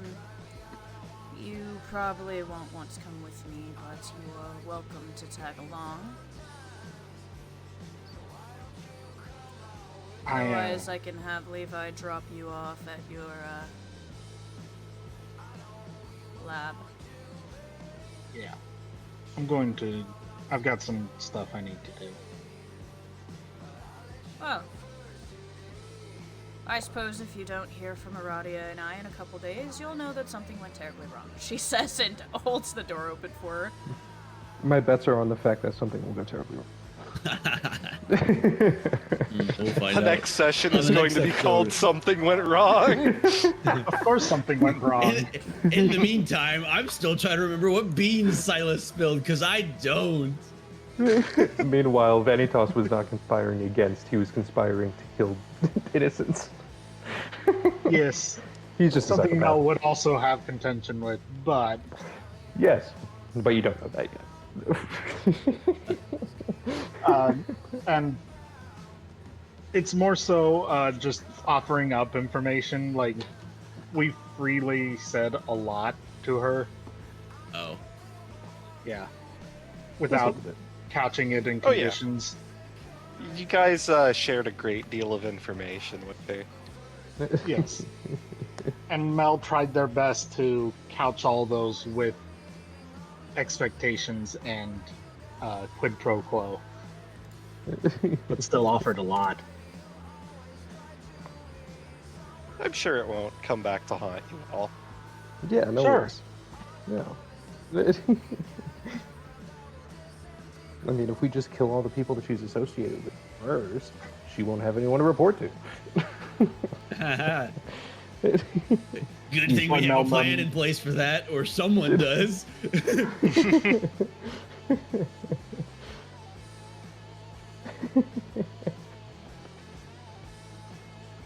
All right, I'm head out. Oh yeah. I'll see Yeah, you. I'm gonna head out. I salute you. Goodbye. Goodbye. Good night. I'm gonna head out. My brother and I are trying to tackle Omega in Monster Hunter Wilds. So Oh god. For sure. it's fun. Have fun.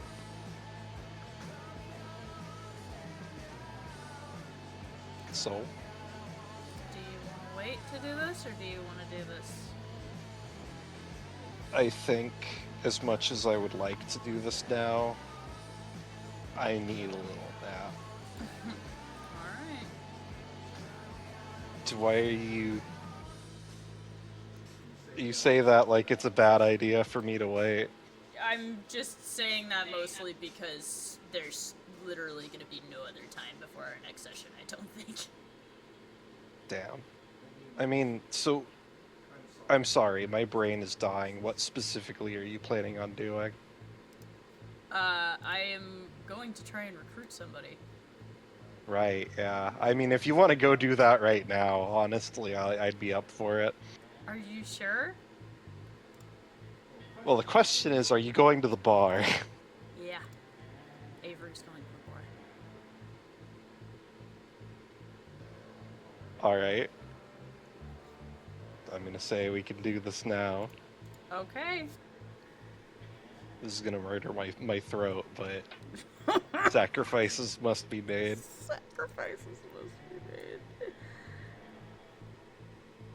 So, Avery, also, are you still recording? Yeah. Good. Do you want me to not? No, I was wanted to make sure that you did. Well, that's why I was just in asking case this before I was, turned it off. Yeah. So, Avery, you arrive. So just to be clear, we drop Mel off. Mm-hmm. Yeah, And it's drop me, Mel Levi, off. and Aradia. Yes. Okay. And you arrive at Hog Crankers. I forgot the name of this fucking place. Hog, HAWG. Mm-hmm. And you see once again that there are multiple human guards standing in front. One of them still pretty badly bruised.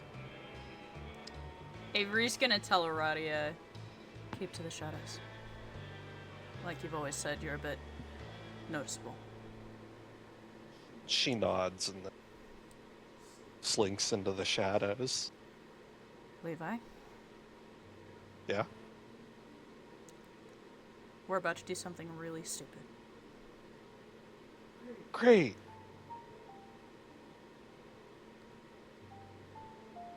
I mean, that's kind of what we do all the time, so... And for the record, I'm sorry.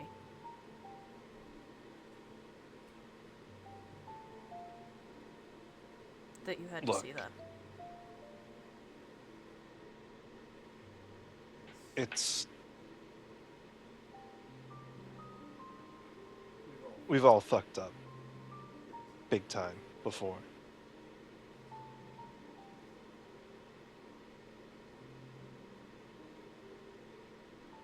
And, I'd be lying if I said I haven't ever hurt civvies before.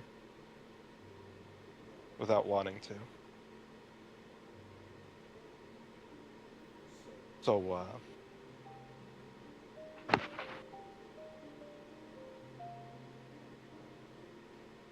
like I said, I know you didn't mean to.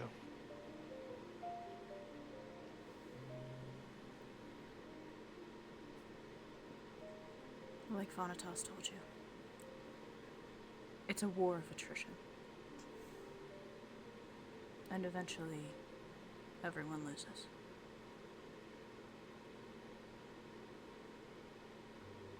Yeah.